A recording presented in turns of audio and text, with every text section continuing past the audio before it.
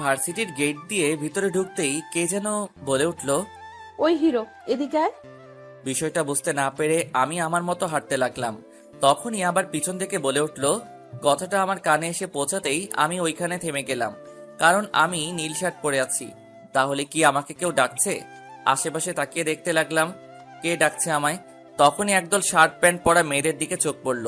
দেখলাম ওদের মধ্যে একজন আমায় আঙ্গুল ইশারায় ডাকছে।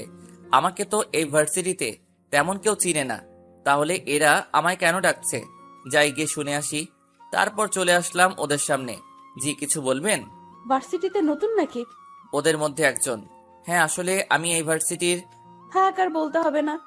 আচ্ছা, তোর নাম কি? তামিম আহমেদ। শোন, এই ভার্সিটির সব ছাত্রছাত্রী আমার কথায় উঠবস করে, সো আমাদের যথেষ্ট সম্মান দিয়ে চলবি, ওকে?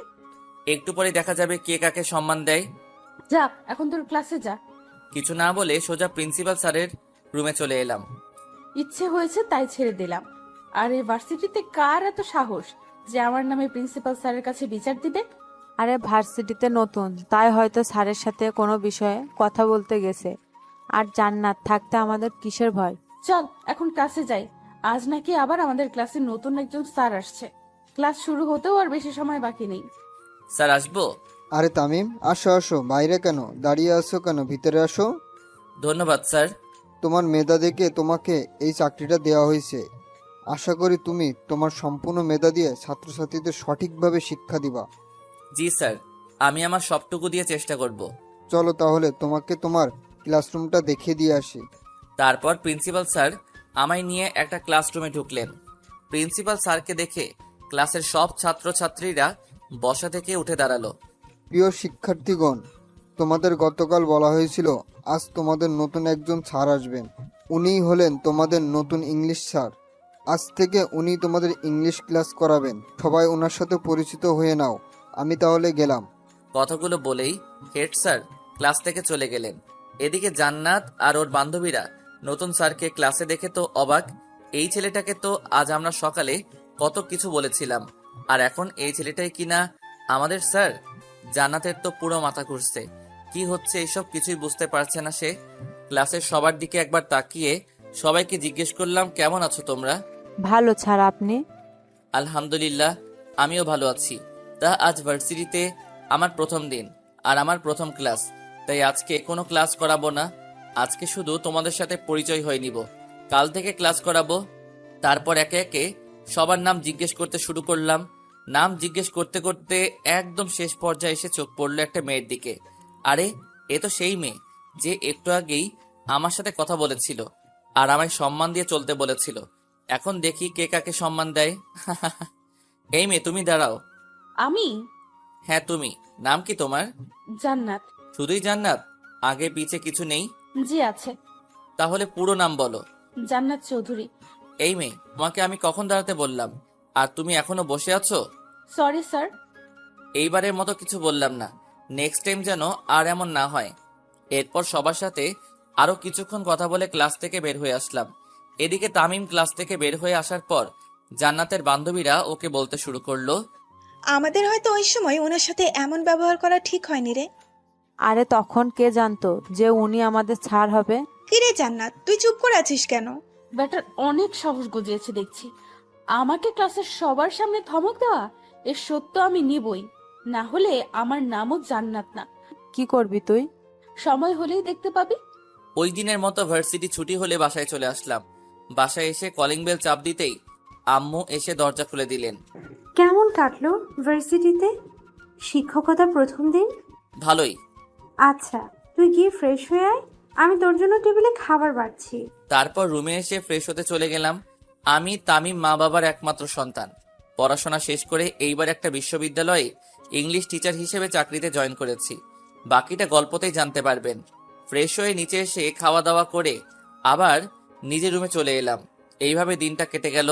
রাতের বেলা খাবার টেবিলে বসে খাবার খাচ্ছি, এমন সময় আব্বু বললেন, তা তোমার শিক্ষকতার প্রথম দিন কেমন কাটলো? ভালোই। আচ্ছা, এখন তাহলে খেয়ে নাও। খাওয়া দাওয়া শেষ করে রুমে এসে দিলাম এক ঘুম।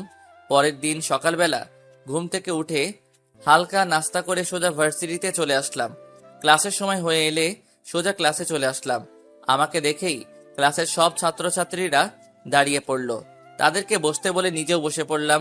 তারপর তাদের একটা পড়া বুঝিয়ে দিয়ে আরেকটা লিখে দেখাতে বললাম। হেঁটে হেঁটে সবার দিকে একবার চোখ বুলিয়ে দেখছি কে কি করছে। হঠাৎ চোখ পড়ল জান্নাত নামের মেয়েটার দিকে। দেখি ও চুপচাপ বসে আছে আর কি যেন ভাবছে। ধীর পায়ে হেঁটে ওর সামনে গিয়ে দাঁড়ালাম। এই, তুমি এইভাবে বসে আছো কেন? আর যেটা লিখতে বললাম সেটা কোথায়, দেখাও। চুপ করে বসে রইল, কিছু বলল না। কি হলো, দেখাও। পারি না। পারো না মানে? ক্লাসের সবাই পারলো, তাহলে তুমি পারবে না কেন? পড়াশোনা তো ঠিক মতো করো না, তাহলে পারবে কিভাবে? কান ধরে দাঁড়িয়ে থাকো। সাথে সাথে ক্লাসের সবাই আমার দিকে তাকালো, সাথে জান্নাতও। মনে হচ্ছে আমি কাউকে গালি দিয়েছি। কি হলো, কথা কানে যায় না? ধমক শুনে এবার আস্তে আস্তে বসা থেকে উঠে কান ধরে মাথা নিচু করে দাঁড়িয়ে রইল। তারপর আরো কিছুক্ষণ পড়ানোর পর বেল দিয়ে দিলে ক্লাস থেকে বের হয়ে আসলাম। কিরে জান্নাত, এটা কি হলো? স্যার তো দেখছি অনেক ডেঞ্জারাস রে। আজ যেভাবে জান্নাতকে কান ধরে দাঁড় করিয়ে রাখলো, না জানি কবে আমাদেরও এমন শাস্তি দেয়। ওই দিনের ঘটনার জন্য স্যার হয়তো রেগে আছেন, তাই জান্নাতের সাথে এমন করছেন। শালার অনেক সাহস গজিয়েছে দেখছি।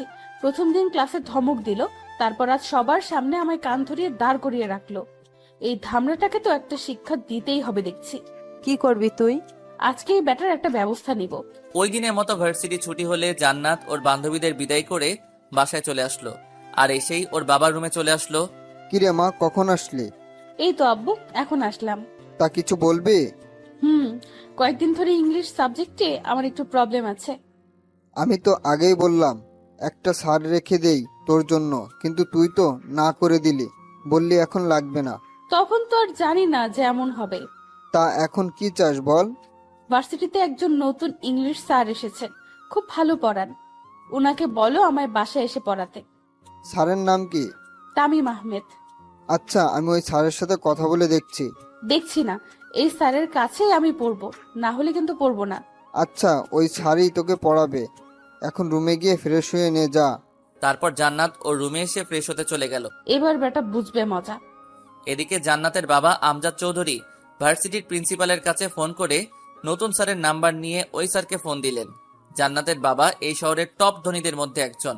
ভার্সিটির প্রিন্সিপালের সাথেও ওনার কিছুটা সম্পর্ক আছে, তাই মেয়ের বলা নতুন স্যারের নাম্বার নিতে দেরি হলো না। বাসায় এসে খাওয়া দাওয়া শেষ করে রুমে বসে বসে রেস্ট নিচ্ছি, এমন সময় মোবাইলটা বেজে উঠল। হাতে নিয়ে দেখি একটা আননোন নাম্বার থেকে কল এসেছে। কিছুক্ষণ রিং হওয়ার পর রিসিভ করলাম। আসসালামু আলাইকুম, কে বলছেন? ওয়ালাইকুম আসসালাম। তোমার নাম কি তামিম? জি, আমার নাম তামিম, কিন্তু আপনি কে? আমাকে নিশ্চয়ই চিনবে, আমি আমজাদ চৌধুরী, জান্নাতের বাবা।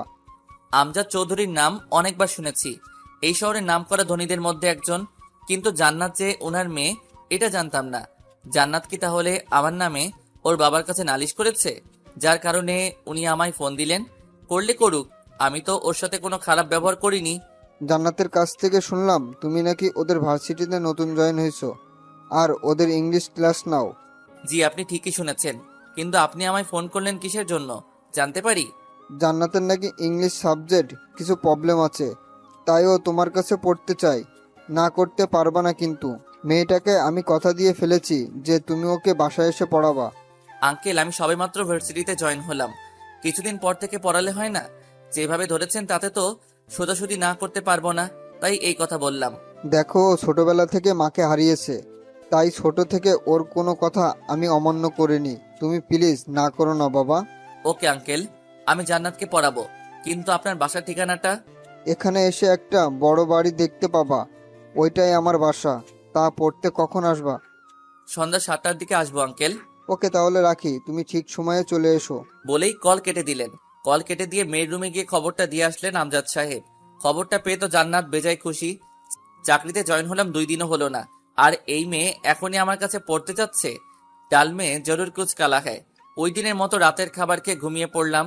পরের দিন সকালবেলা উঠে ভার্সিটিতে গেলাম, কিন্তু জান্নাত নামের মেয়েটাকে ক্লাসে দেখতে পেলাম না। হয়তো আজ ভার্সিটিতে আসেনি। ভার্সিটি শেষে বাসায় এসে খাওয়া দাওয়া করে কিছুক্ষণ রেস্ট নিলাম। তারপর আম্মুকে বলে জান্নাতকে পড়ানোর জন্য বাসা থেকে বের হয়ে আসলাম। জান্নাতের বাড়ির সামনে এসে ভিতরে ঢুকতে যাব, এমন সময় গেটের কাছে থাকা দারোয়ানটা আমার পথ আটকে জিজ্ঞেস করলো, কে আপনি? আর এখানে কি চাই? জি, আমায় আমজাদ চৌধুরী আসতে বলেছেন ওনার মেয়েকে পড়ানোর জন্য।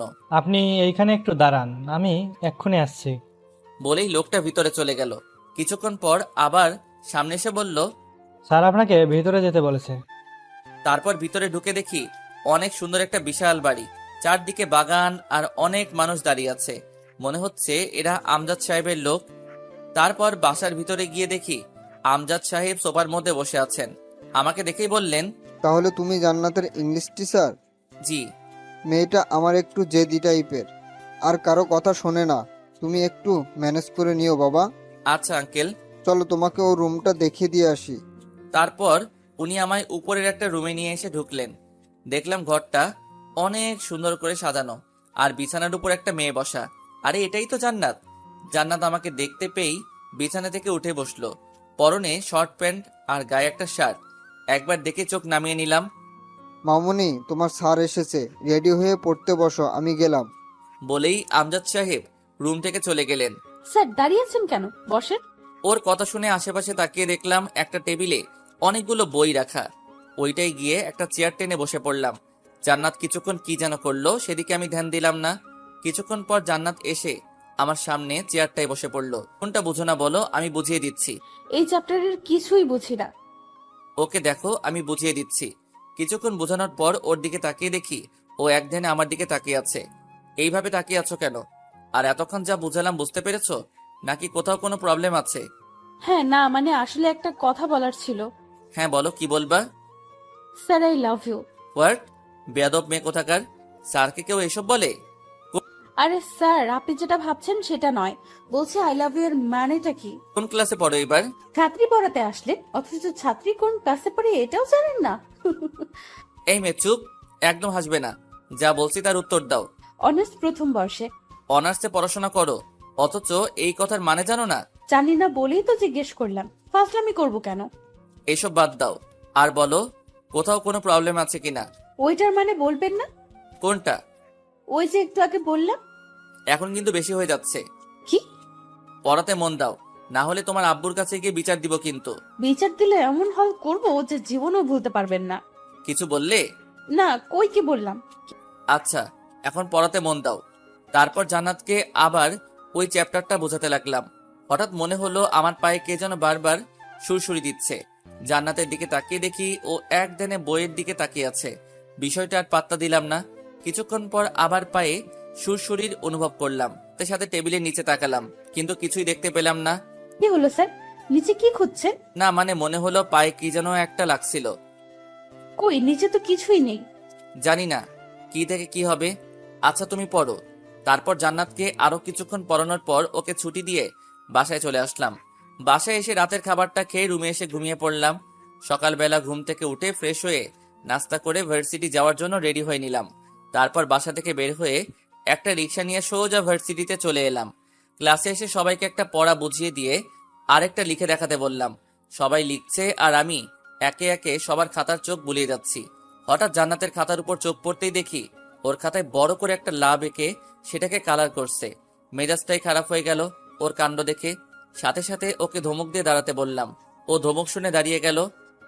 এটা কি এঁকেছ? স্যার, আপনি চোখে কম দেখেন নাকি? চুপ বেয়াদব মেয়ে কোথাকার! স্যারের মুখের উপর কথা বলো, এত সাহস! আমি কি তোমায় এইসব আঁকতে বলেছি? না। তাহলে এইসব কেন এঁকেছ? বের হও ক্লাস থেকে। ক্লাস থেকে বের হও, না হলে কান ধরে দাঁড় করিয়ে রাখবো। আমার দিকে একবার কান্না ভেজা চোখে তাকিয়ে দৌড়ে ক্লাস থেকে বের হয়ে গেল। কিছুক্ষণ পর ক্লাস ছুটির বেল বেজে উঠলে সবাইকে কালকের জন্য একটা পড়া দিয়ে ক্লাস থেকে বের হয়ে আসলাম। এইভাবে সারাদিন একের পর এক ক্লাস করাতে করাতে ভার্সিটি ছুটি হয়ে গেল। বাসায় এসে ফ্রেশ হয়ে খাওয়া দাওয়া করে দিলাম এক ঘুম। এদিকে জান্নাত ভার্সিটি শেষে বাসায় এসে নিজের রুমে ঢুকেই দরজা লাগিয়ে দিয়ে তামিমের আচরণের জন্য কান্না করতে লাগলো। আজ পর্যন্ত যেখানে তার বাবাও তাকে ধমক দিয়ে কথা বলেননি, সেখানে ওই স্যারটা কিনা আমায় ক্লাসের সবার সামনে ক্লাস থেকে বের করে দিল। আসুক বেটা আজকে, আজ ওর একটা ব্যবস্থা করেই ছাড়বো। এই জান্নাত যে কি জিনিস বেটাকে বুঝিয়ে দিব আজ, এটা ভাবতে থাকে। বিকেলবেলা ঘুম ভাঙলে উঠে উজু করে মসজিদে গিয়ে নামাজ পড়ে কিছুক্ষণ বাহিরে হাঁটাহাঁটি করে আবার বাসায় চলে আসলাম। ঘড়িতে তাকিয়ে দেখি 7টা বাজতে আর বেশি সময় বাকি নেই। তাই রেডি হয়ে জান্নাতকে পড়ানোর জন্য বাসা থেকে বের হয়ে এলাম। কিছুক্ষণ হাঁটার পর জান্নাতের বাড়ির সামনে চলে এলাম। গেট খুলে দারোয়ান আমায় ভিতরে ঢুকিয়ে আবার গেট লাগিয়ে দিল। বাসার ভিতরে যাওয়ার জন্য পা বাড়াতে যাব এমন সময় সামনে তাকিয়ে দেখি একটা ছেলে একটা লোককে মাটিতে ফেলে উড়াধুরা মাইর মারছে, আর তাদেরকে ঘেরাও করে আছে কালো কোট পরা কয়েকটা বডিগার্ডের মতো লোক। ভুল বাড়িতে চলে আসলাম নাকি? না, গতকালকের বাড়িতেই তো এসেছি, কিন্তু ওই ছেলেটা ওই লোকটাকে মারছে কেন? হঠাৎ ওই ছেলেটা আমার দিকে ঘুরে তাকালো। ছেলেটাকে দেখেই ভয়ে আমার হাত পা কাঁপতে শুরু করলো। এইখানে কি করছে? আরে এ তো রাসেল, এই শহরের নামকরা একজন গুন্ডা। হঠাৎ দেখলাম রাসেল ছেলেটার হাতে থাকা হকি স্টিক নিয়ে আমার দিকে এগিয়ে আসছে। আল্লাহ, এ আমার দিকে আসছে কেন? মারবে না তো? এই, কে তুই? আর এইখানে কি চাই? না, মানে আসলে আমি... যা বলার সোজাসুজি বল, এত তোতলাচ্ছিস কেন? ভাইয়া, উনি আমার স্যার, আমায় পড়াতে এসেছেন। কিছু বলার আগে কে যেন কথাটা বলে উঠল। চারপাশে তাকিয়ে কাউকে দেখতে না পেয়ে উপরের দিকে তাকাতেই দেখলাম জান্নাত ও রুমের বারান্দায় দাঁড়িয়ে আছে। হয়তো জান্নাতই কথাটা বলেছে, কিন্তু জান্নাত উনাকে ভাইয়া বলল কেন? তার মানে কি রাসেল জান্নাতের ভাই? ও সরি, আসলে আমি চিনতে পারিনি, প্লিজ কিছু মনে করবেন না। না না, ঠিক আছে, আমি কিছু মনে করিনি। আচ্ছা, আপনি তাহলে ভিতরে যান। আচ্ছা, কিন্তু আপনি এই লোকটাকে মারছেন কেন? এই লোকটা জান্নাতের কলেজের স্যার। জান্নাত কলেজে থাকতে এই লোকটা একবার জান্নাতকে বকেছিল, সেটার শোধ নিচ্ছি আজকে। সে তো অনেক আগের ঘটনা, তার জন্য ওনাকে আজ শাস্তি দিচ্ছেন? আসলে আমি এই কয় মাস দেশের বাইরে ছিলাম, তাই বেটাকে কিছু করতে পারিনি। গতকাল রাতে দেশে ফিরলাম, আর এসেই একে ধরে নিয়ে আসলাম। কিন্তু উনি তো জান্নাতের স্যার, আর স্যার হয়ে স্টুডেন্টকে বকা দিতেই পারেন, এটা তো স্বাভাবিক। স্যার হোক আর যেই, আমার বোনকে কেউ বকা দিলে বা ওর ওপর কথা বললে ওরও এমন হাল করব যেমন এর করেছি। তাহলে নেক্সটে মনে হয় আমার নামই আগে। কিছু বললেন স্যার? হ্যাঁ, না মানে কই কি বললাম, কিছু না। আচ্ছা, আর আপনি এতক্ষণ ধরে এইখানে দাঁড়িয়ে আছেন কেন? যান ভিতরে যান। আচ্ছা। তারপর ভিতরে ঢুকে দেখি বাসায় কেউ নেই, তাই সোজা জান্নাতের রুমে চলে এলাম। আমাকে আসতে দেখে জান্নাত একটা চেয়ার টেনে আমায় বসতে বলল। আমি কিছু না বলে বসে পড়লাম। জান্নাতও আমার সামনের চেয়ারে এসে বসে পড়ল। আচ্ছা রাসেল যে, উনি তোমার কি হন? ভাইয়া। কেমন ভাইয়া? কেমন আবার, আপন ভাইয়া। আমরা এক ভাই এক বোন, উনি বড় আর আমি ছোট। খাইসা মারে, রাসেল জান্নাতের আপন ভাই হয়? এটা আজ জানলাম। জান্নাতের সম্পর্কেও তেমন কিছু জানি না। কিছু না জেনেই মেয়েটাকে পড়াতে চলে আসলাম। না জানি কপালে কি দুঃখ আছে।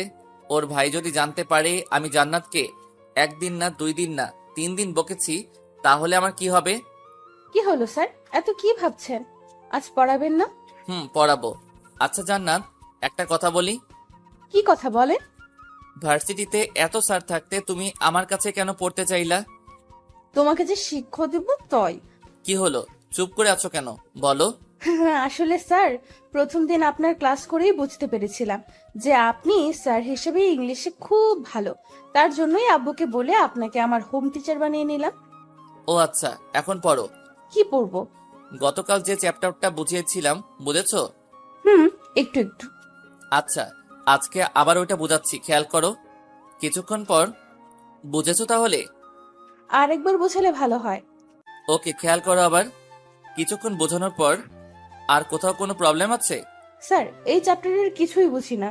বুঝবে কিভাবে? হ্যাঁ, পড়াশোনায় তো মন নেই, সারাক্ষণ শুধু ফাইজলামি। স্যার, আমায় ধমক দিয়ে কথা বলবেন না বলে দিলাম। এই, তুমি আমায় হুমকি দিচ্ছ? হ্যাঁ, ছাত্রী হয়ে স্যারের সাথে এইভাবে কথা বলতে লজ্জা করে না? বেয়াদব মেয়ে কোথাকার। ওই শালা চুপ, আর একটাও কথা বলবি না। অনেক শুনেছি তোর বক বক, আর নয়। নিজেকে কি ভেবেছিস? হ্যাঁ, যখন তখন আমায় ধমক দিয়ে কথা বলবি আর আমি কিছুই বলবো না? আমার শার্টের কলার চেপে ধরে, এই, এটা কেমন অসভ্যতা? ভুলে যেও না আমি তোমার স্যার, সম্মান দিয়ে কথা বলো, না হলে কি করবি তুই? হ্যাঁ, আমি কিন্তু তোমার আব্বুর কাছে তোমার নামে বিচার দিব। ভাইয়া যে একটা লোককে মারতেছে দেখেছেন? উনি তো... হ্যাঁ, উনি আমার কলেজের স্যার। আর এটাও নিশ্চয়ই জেনে গেছেন যে ভাইয়া ওই স্যারকে কেন মারতেছে। এখন আপনিও আমার স্যার, যদি ভাইয়ার কাছে আপনার নামে বিচার দেই তো কি হবে ভাবতে পারছেন? মানে তুমি কেন আমার নামে বিচার দিবে? আমি কি করেছি? এই যে আপনার ভার্সিটির প্রথম ক্লাস থেকে শুরু করে এই পর্যন্ত আমায় কতবার ধমক দিয়েছেন আর বকা দিয়েছেন হিসাব আছে? স্যার হিসেবে তো তোমায় বকা দিতেই পারি, তাই না? এইখানে তোমার ভাইয়ার কাছে বিচার দেওয়ার কি আছে? ওকে, বিচার দিব না, তবে এর জন্য আপনাকে আমার একটা শর্ত মানতে হবে। কি শর্ত? এখন থেকে আপনাকে আমার সব কথা মেনে চলতে হবে। রাজি? এটা আবার কেমন কথা? তাছাড়া স্যার হিসেবে আমি তোমায় একটু বকা দিতেই পারি, এর জন্য।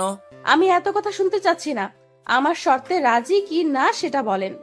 আরে ওকে, রাজি হওয়া লাগবে না, আমি ভাইয়ার কাছে গিয়ে আপনার নামে একটু প্রশংসা করে আসি। এই না না, আমি রাজি তো। আমার সব কথা মেনে চলতে হবে কিন্তু। ওকে। তাহলে আজ থেকে আমায় আর বকা দিতে পারবেন না, বলে দিলাম। আচ্ছা, এখন বই বের করো। তারপর জান্নাত বই নিয়ে এসে আমার সামনের চেয়ারে বসে পড়ল। আজ কোন চ্যাপ্টার পড়াবো বলো? এই চ্যাপ্টার। ওকে, খেয়াল করো। তারপর জান্নাতকে ওই চ্যাপ্টারটা ভালো করে বোঝাতে লাগলাম। একসময় ওর দিকে চোখ পড়তে দেখি ও এক ধ্যানে আমার দিকে তাকিয়ে আছে।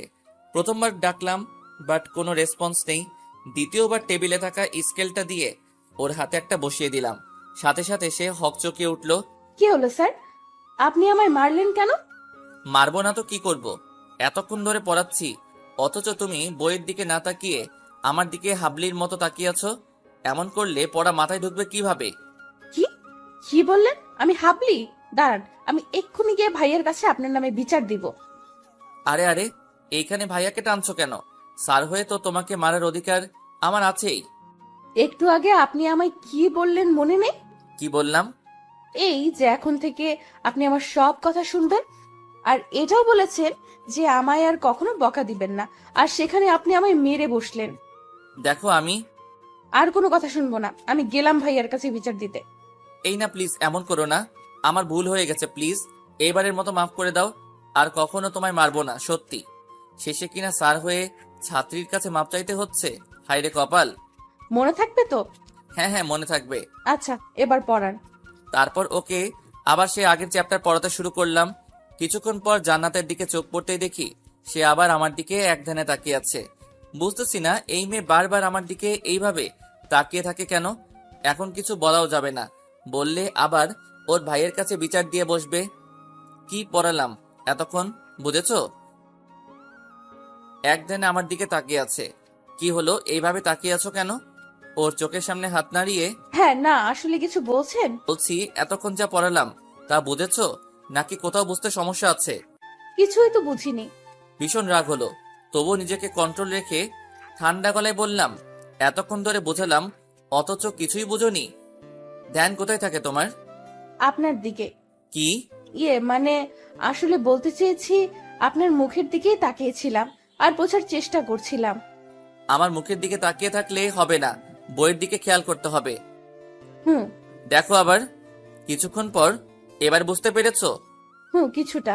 ওকে, তাহলে বাকিগুলো রাতে পড়তে বসে কয়েকবার দেখবা। যদি না বোঝো তাহলে কাল বুঝিয়ে দিব। আজ তাহলে আমি আসি। তারপর জান্নাতের বাসা থেকে বের হয়ে সোজা বাসায় চলে আসলাম। বাসায় এসে খাওয়া দাওয়া করে রুমে এসে কিছুক্ষণ ফেসবুকিং করে ঘুমিয়ে পড়লাম। পরের দিন সকালবেলা ঘুম থেকে উঠে ফ্রেশ হয়ে হালকা নাস্তা করে ভার্সিটিতে চলে এলাম। ক্লাসে এসে সবাইকে ক্লাস করাচ্ছি, এমন সময় দেখি জান্নাত ওর বন্ধুদের সাথে কি যেন কথা বলছে আর হাসাহাসি করছে।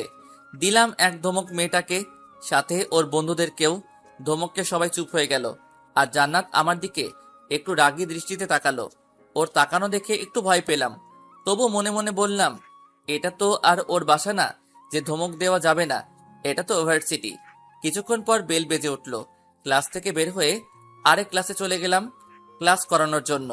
এইভাবে এক এক করে ক্লাস করাতে করাতে ভার্সিটি ছুটি হয়ে গেল। তারপর বাসায় চলে আসলাম, আর এসে ফ্রেশ হয়ে খাওয়া দাওয়া করে নিলাম। খাওয়া দাওয়া করে রুমে এসে কিছুক্ষণ ঘুমিয়ে পড়লাম। সন্ধ্যাবেলা চলে এলাম জান্নাতের বাসায় ওকে পড়াতে। এসে ও রুমে ঢুকে দেখি ও বিছানায় বসে বসে ফোন টিপছে। আমি আসাতে ও ফোনটা রেখে দিয়ে টেবিলে এসে পড়তে বসলো। গতকাল যে চ্যাপ্টারটা দেখতে বলেছিলাম দেখেছিলে? হুম বুঝতে পেরেছো নাকি বুঝো নাই? বুঝি নাই। আচ্ছা, তুমি ইন্টারে কি পেয়েছিলে? A+। A+ পেয়েছো, অথচ এখনো ইংলিশ কিছুই বুঝো না? বুঝলে তো ভালোই হতো, আপনাকে আর কষ্ট করে এখানে আসতে হতো না। আচ্ছা বাদ দাও, আজকে অন্য চ্যাপ্টার পড়াবো। বই বের করো। কিছু না বলে বই এগিয়ে দিল। সম্পূর্ণ ধ্যান বইয়ের দিকে রাখবা, যাতে কোনো কিছু বুঝতে অসুবিধা না হয়। তারপর জান্নাতকে কিছুক্ষণ চ্যাপ্টারটা বুঝিয়ে ওইখান থেকে কয়েকটা প্রশ্ন লিখে দিয়ে ওকে উত্তর লিখে দিতে বললাম।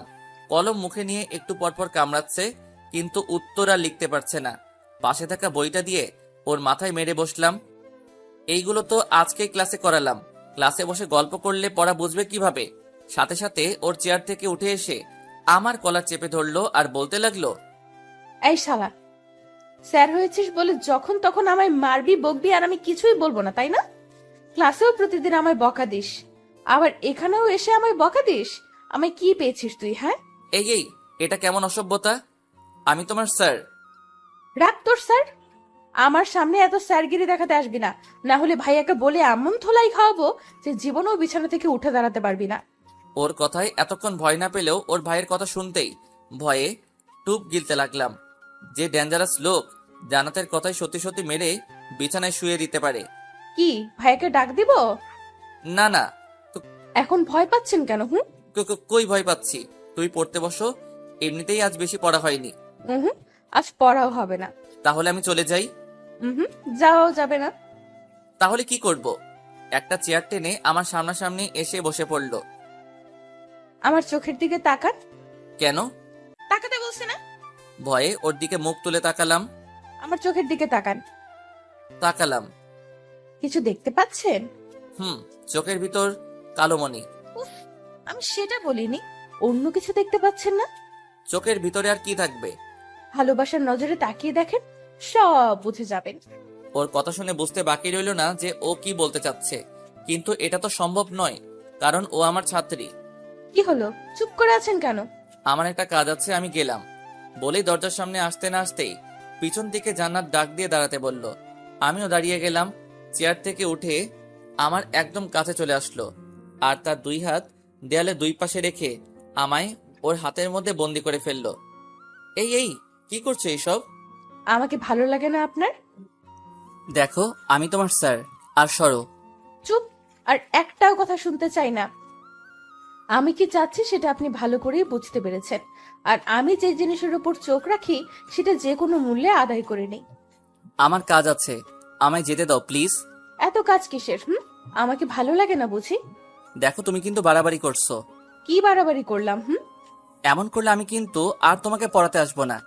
সাথে সাথে আমার কলারটা চেপে ধরে আমার মুখের কাছে ওর মুখ এনে বলল, মেরে একদম হাত পা ভেঙে দিব ভাইয়াকে বলে। ওকে, ডাক দাও তোমার ভাইয়াকে। ভাইয়া? সাথে ওর মুখ চেপে ধরলাম।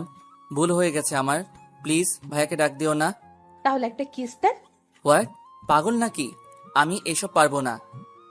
না পারলে আর কি করার, ভাইয়া এখন উপরেই আছে, মায়ের খাওয়ার জন্য রেডি থাকুন। কিছু বলতে যাব এমন সময় কারো জুতার আওয়াজ শুনে বুঝতে পারলাম কেউ নিশ্চয়ই উপরে আসছে। রাসেল ভাই নয় তো? আল্লাহ বাঁচিয়ে রেখো লোকটার কাছ থেকে। এদিকে জান্নাত আমার অবস্থা দেখে শয়তানি হাসি হাসছে। কিছুক্ষণ পর কেউ একজন দরজার কাছে এসে টুকা দিয়ে বলল, জান্নাত, আমায় ডেকেছিস? কোনো সমস্যা? দরজা খোল, আমি ভিতরে আসবো। কণ্ঠটা শুনে বুঝতে বাকি রইল না যে লোকটাকে। এতক্ষণ ধরে যার ভয় পাচ্ছিলাম সে এসেই পড়েছে। কথায় আছে না, যেখানে বাঘের ভয় সেখানে সন্ধ্যা হয়। বোন, দরজা খোল, চুপ করে আছিস কেন? কি ভাইয়ের কাছে আপনার নামে বিচার দিব? আমি কি করলাম যে তুমি আমার নামে বিচার দিবা? ওই যে আমায় সবসময় ধমকান। বললাম তো আর ধমকাবো না। এটা বললে হবে না, যা চেয়েছি সেটা দিতে হবে, না হলে দরজা খুলে ভাইয়াকে সব বলে দিব। কি দিব বলো? পাপ্পি। দেখো জান্নাত, আমি তোমার স্যার, আমাদের মধ্যে। আমি এত কিছু শুনতে চাচ্ছি না, আপনি দিবেন নাকি আমি ভাইয়াকে সব বলে দিব? আরে কেন আমার সাথে এমন করছো?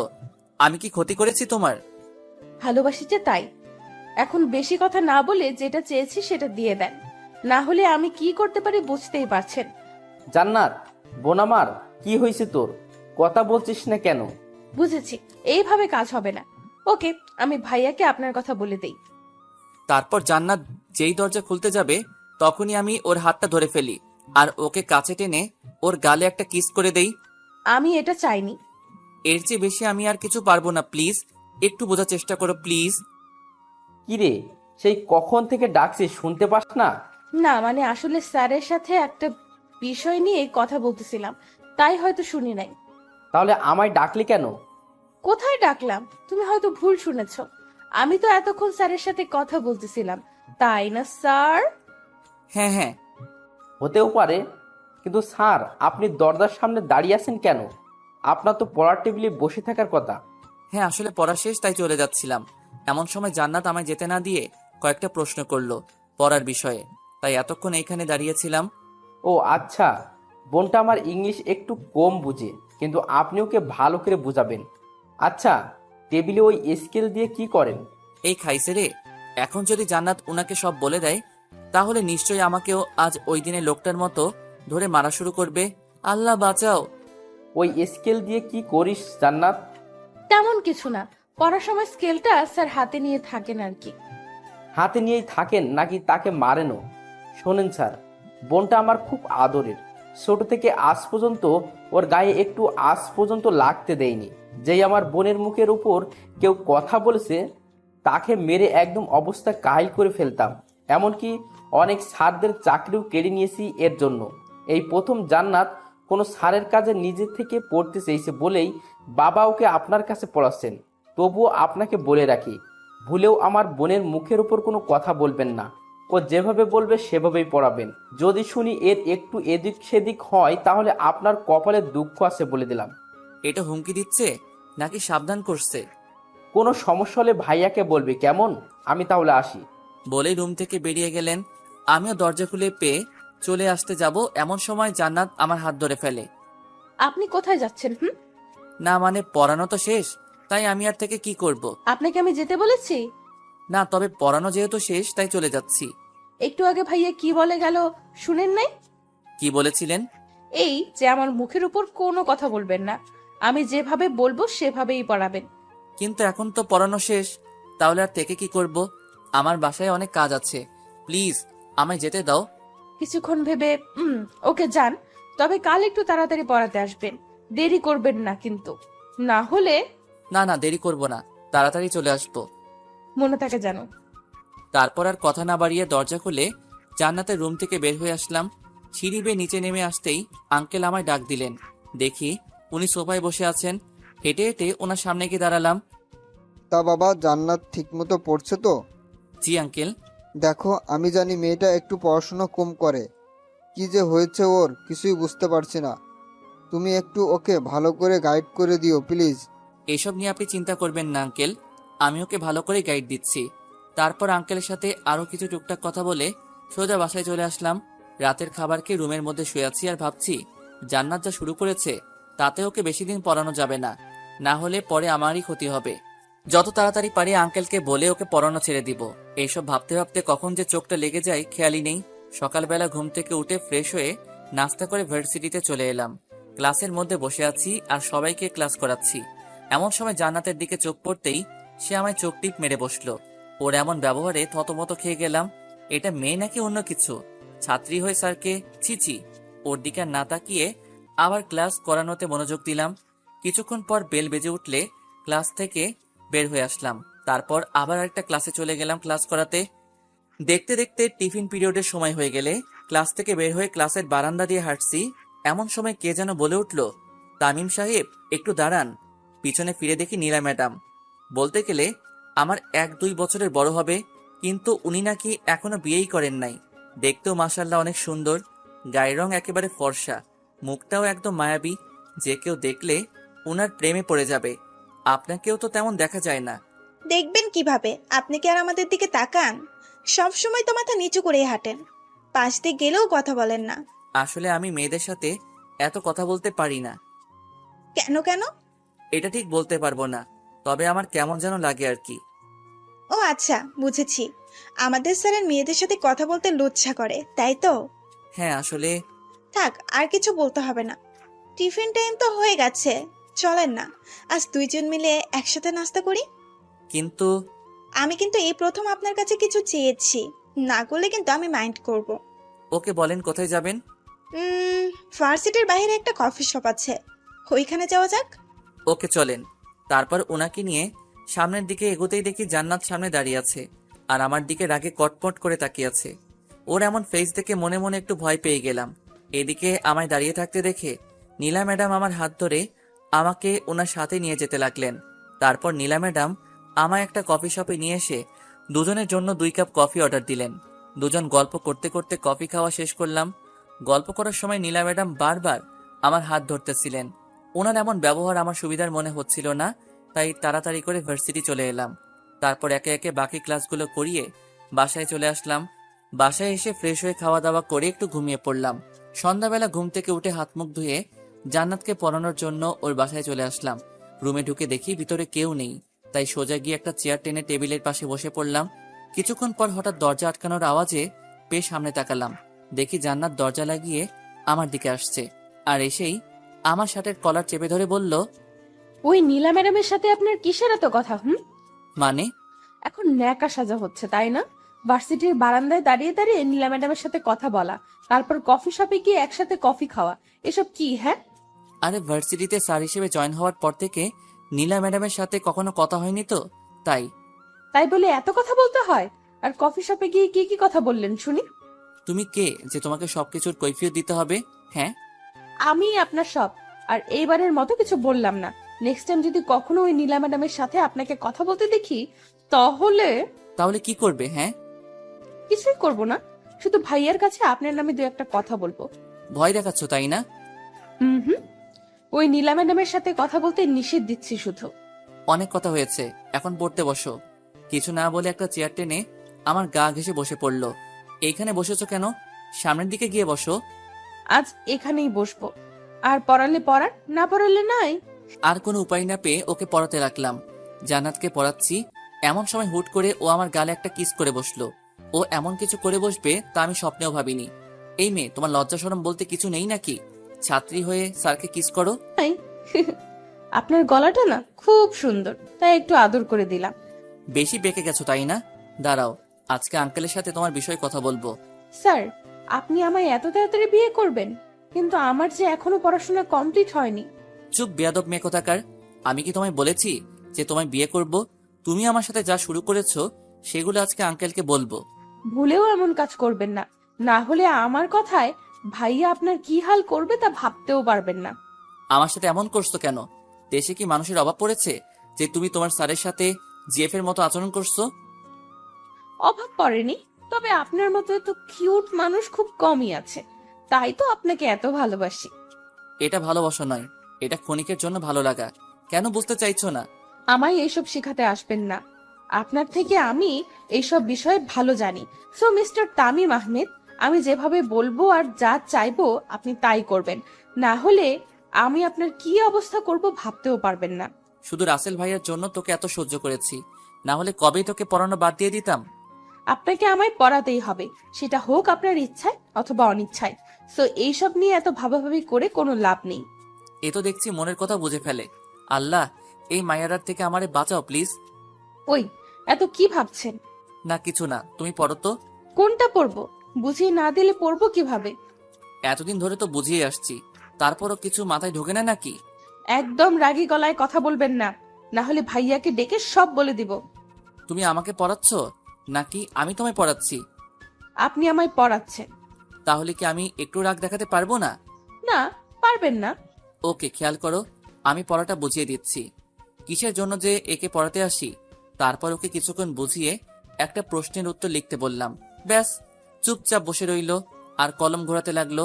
চরম বিরক্তিকর এই মুহূর্তটা। কিছু বললেও দোষ, কিছু করলেও দোষ। ওকে আজ এতটুকুই থাকুক, কাল এসে এসব আবার পড়া নিব। তুমি রাতে এইগুলো শিখে রেখো কেমন? শুধু মাথা নাড়ালো। তারপর উঠে চলে আসতে যাব এমন সময় পিছন থেকে জান্নাত আমায় দাঁড়াতে বলল। সে বসা থেকে উঠে আমার সামনে এসে দাঁড়ালো। আপনার ফোন নাম্বারটা দেন তো। কেন? দিতে বসে দেন, এত কথা বলেন কেন? আসলে মোবাইলটা বাসায় রেখে এসেছি, আর কয়েকদিন আগে নতুন সিম নিয়েছি। নাম্বারটাও ঠিক মনে নেই। মিথ্যা বললাম, কারণ এই মেয়েকে নাম্বার দেওয়ার কোনো ইচ্ছাই আমার নেই। কিছু না বলে আমার প্যান্টের পকেটে হাত দিয়ে কি যেন খুঁজতে লাগলো। কিছুক্ষণ খোঁজার পর পকেট থেকে ফোনটা বের করে এনে আমার চোখের সামনে ধরে রাগী দৃষ্টিতে তাকিয়ে জিজ্ঞেস করলো, এটা কি? না মানে আসলে। খুব মিথ্যা বলা শিখেছেন তাই না? আর যদি কোনোদিন মিথ্যা কথা বলেন তাহলে মেয়ের নাক ফাটিয়ে দিব, বলে দিলাম। ওর কথায় ভয়ে চুপ করে রইলাম। ভাইরে ভাই, কি গুন্ডি মেয়েটা! স্যারকে কেউ এসব হুমকি দেয়? এদিকে জান্নাত কিছুক্ষণ ফোন নিয়ে কি যেন করলো। তারপর আবার ফোনটা আমার পকেটে ঢুকিয়ে দিল। রাতে ফোন দিলে ফোন ধরবেন ওকে? আমি কেন তোমায় ফোন ধরবো? ধরতে হবেই, না হলে কপালে দুঃখ আছে। দেখো, তুমি আমার ছাত্রী আর আমি তোমার স্যার। আমাদের মধ্যে এছাড়া অন্য কোনো সম্পর্ক হবে না। সময় হলে এমনিতেই হয়ে যাবে। আর কিছু না বলে জান্নাতের বাসা থেকে বের হয়ে আসলাম। জানি এই মেয়ের সাথে কথা বলে লাভ হবে না। বাসায় এসে ফ্রেশ হয়ে রুমে বসে আছি। কিছুক্ষণ পর আম্মু এসে রাতের খাবারের জন্য ডাক দিয়ে গেলেন। তারপর নিচে গিয়ে খাওয়া দাওয়া করে আবার উপরে চলে আসলাম। রুমে এসে দেখি ফোনের স্ক্রিন থেকে আলো জ্বলছে। কাছে গিয়ে দেখি জান্নাত নামে সেভ করা একটা নাম্বার থেকে কল এসেছে। বুঝতে বাকি রইল না যে কে কল করেছে। প্রথমবার ধরলাম না, কল কেটে গেলে সাথে সাথে আবার কল চলে আসলো। বুঝেছি কল না ধরে কোনো উপায় নেই, বাধ্য হয়ে কল রিসিভ করতেই হলো। ওই, আপনার ফোন ধরতে এত সময় লাগে কেন? হ্যাঁ, এতক্ষণ ধরে কি করতেছিলেন? সরি, কে আপনি? ঠিক চিনলাম না। আচ্ছা, এখন আমায় চিনতে পারছেন না তাই না? কালকে পড়াতে আসবেন না, তখন বুঝাবো মজা। আরে আরে, আমি তো মজা করছিলাম। আমিও। আচ্ছা, রাতে খেয়েছেন? হুম। আমি খেয়েছি কিনা জানতে চাইবেন না? জেনে কি করব? ওকে, জানতে হবে না। আচ্ছা, আপনার ফেসবুক আইডির পাসওয়ার্ড দেন তো। এই মেয়ে, তুমি আমার বউ নাকি গার্লফ্রেন্ড যে তোমায় আমার আইডির পাস দিব? আর তাছাড়া আমি ফেবু ইউজ করি না। আপাতত গার্লফ্রেন্ড বলতে পারে, তবে কিছুদিন পর বউ হয়ে যাব। আর কথায় কথায় মিথ্যা বলা বাদ দেন, কারণ আপনার ফোন হাতে নিয়ে প্রথমেই আপনার আইডিতে ঢুকে আমার আইডিতে ফ্রেন্ড রিকোয়েস্ট পাঠিয়ে দিয়েছিলাম। এই তো দেখছি অনেক চালাক। চুপ বিয়াদব মেয়ে কোথাকার। লজ্জা করে না স্যারকে এসব বলতে? হুম, স্যারকে বলতে তো লজ্জা করবেই, কিন্তু আপনি আমার স্যার না, আপনি তো আমার থাক, বললাম না। এখন লক্ষ্মী ছেলের মতো আপনার আইডির পাসওয়ার্ড দিয়ে দেন, না হলে পরে কিন্তু পস্তাতে হবে। দিব না, তুমি ফোন রাখো, না হলে আমি রেখে দিব। ভুলেও এই কাজ করবেন না, কারণ ভাইয়ার কাছে আপনার কথা বললে ভাইয়া এক্ষুনি আপনাকে আপনার বাসা থেকে তুলে আনতে পারবে। ওকে, বলো তোমার ভাইয়াকে যা বলার। আমি কাউকে ভয় পাই না। ওকে, একটু ওয়েট করেন। বলেই জান্নাত ওর ভাইয়াকে ডাকতে লাগলো। এই মেয়ে তো দেখছি সত্যি সত্যি ডাক দিচ্ছে। দিক, আমার কি, আমি এত ভয় পাই না ওনাকে। এদিকে ফোনের মধ্যে রাসেল ভাই আর জান্নাতের কথা শুনতে পাচ্ছি। কি হয়েছে বোন, আমায় ডেকেছিস? একটা ছেলে আমার সাথে বেয়াদবি করেছে, তাকে ওর বাসা থেকে তুলে আনতে হবে এক্ষুনি। পারবা? কি? কার এত সাহস যে আমার বোনের সাথে বেয়াদবি করছে? নাম বল শুধু ছেলেটার, এখনই ওই ছেলেকে তুলে আনবো। তুমি একটু বাহিরে যাও, আমি ওর ডিটেলস এনে তোমাকে বলছি। ওদের এমন কথা শুনে তো আমার ভয়ে হার্টবিট বেড়ে যেতে লাগলো। জান্নাত যদি আমার নাম বলে তাহলে তো সত্যি সত্যি রাসেল ভাই আমায়। না না, এসব আমি কি ভাবছি। এখন পাসওয়ার্ড দিবেন নাকি মাইর খাবেন বলেন? পাসের জন্য তুমি তোমার স্যারের এমন করবা? ভাইয়া বাহিরে দাঁড়িয়ে আছে, তাড়াতাড়ি পাস দেন, নইলে ভাইয়াকে ডেকে আপনার নাম। আমার নাম্বারের শেষ 7 অক্ষরই আমার আইডির পাস। বাধ্য হয়ে দিতেই হলো, না হলে কপালে দুঃখ আছে, বুঝতেই পারছি। কত ভালো আমার বাবু তো। পাস তো দিলাম, ফোন রাখো, এখন আমি ঘুমাবো। ওকে, গুড নাইট, কাল ভার্সিটিতে দেখা হবে। কিছু না বলে ফোনটা কেটে দিলাম। তারপর মোবাইলটা একপাশে রেখে ঘুমিয়ে পড়লাম। পরের দিন সকালবেলা অনেক তাড়াতাড়ি ঘুমটা ভেঙে গেল। সময় কাটছে না দেখে মোবাইলটা হাতে নিয়ে একটু ফেবুতে লগ ইন করলাম। ফেবুতে ঢুকতেই আমার চোখ কপালে ওঠার পালা। এ আমি কি দেখছি? এটা কিভাবে হলো? আমার এত স্বাদের আইডি? কারণ জান্নাত হয়তো গতকাল রাতে আইডির পাস নিয়ে আইডিটা ডিঅ্যাক্টিভেট করে রেখেছে, যার ফলে আজ আইডিতে ঢুকতে পারছি না। তারপর আবার আইডিটা অ্যাক্টিভেট করে আইডিতে ঢুকে দেখি অনেক মেয়েদের ব্লক করে রাখা হয়েছে, যারা আমায় অযথাই মেসেজ দিত। আমি অবশ্য ওদের কারোর সাথেই কথা বলতাম না। কিছুক্ষণ পর ভার্সিটি যাওয়ার সময় হয়ে এলে রেডি হয়ে নিলাম। তারপর বাসা থেকে বের হয়ে সোজা ভার্সিটিতে চলে এলাম। ক্লাসে বসে আছি আর সবাইকে পড়াচ্ছি। এমন সময় জান্নাতের দিকে তাকাতেই দেখি মেয়েটা আমার দিকে তাকিয়ে মিটমিট করে হাসছে। ওর হাসি দেখে আমার গা জ্বলছে। তারপর ক্লাসটা করিয়ে চলে আসলাম অন্য ক্লাসে। এইভাবে একের পর এক ক্লাস শেষ করে আরেক ক্লাসে গিয়ে ক্লাস করাতে লাগলাম।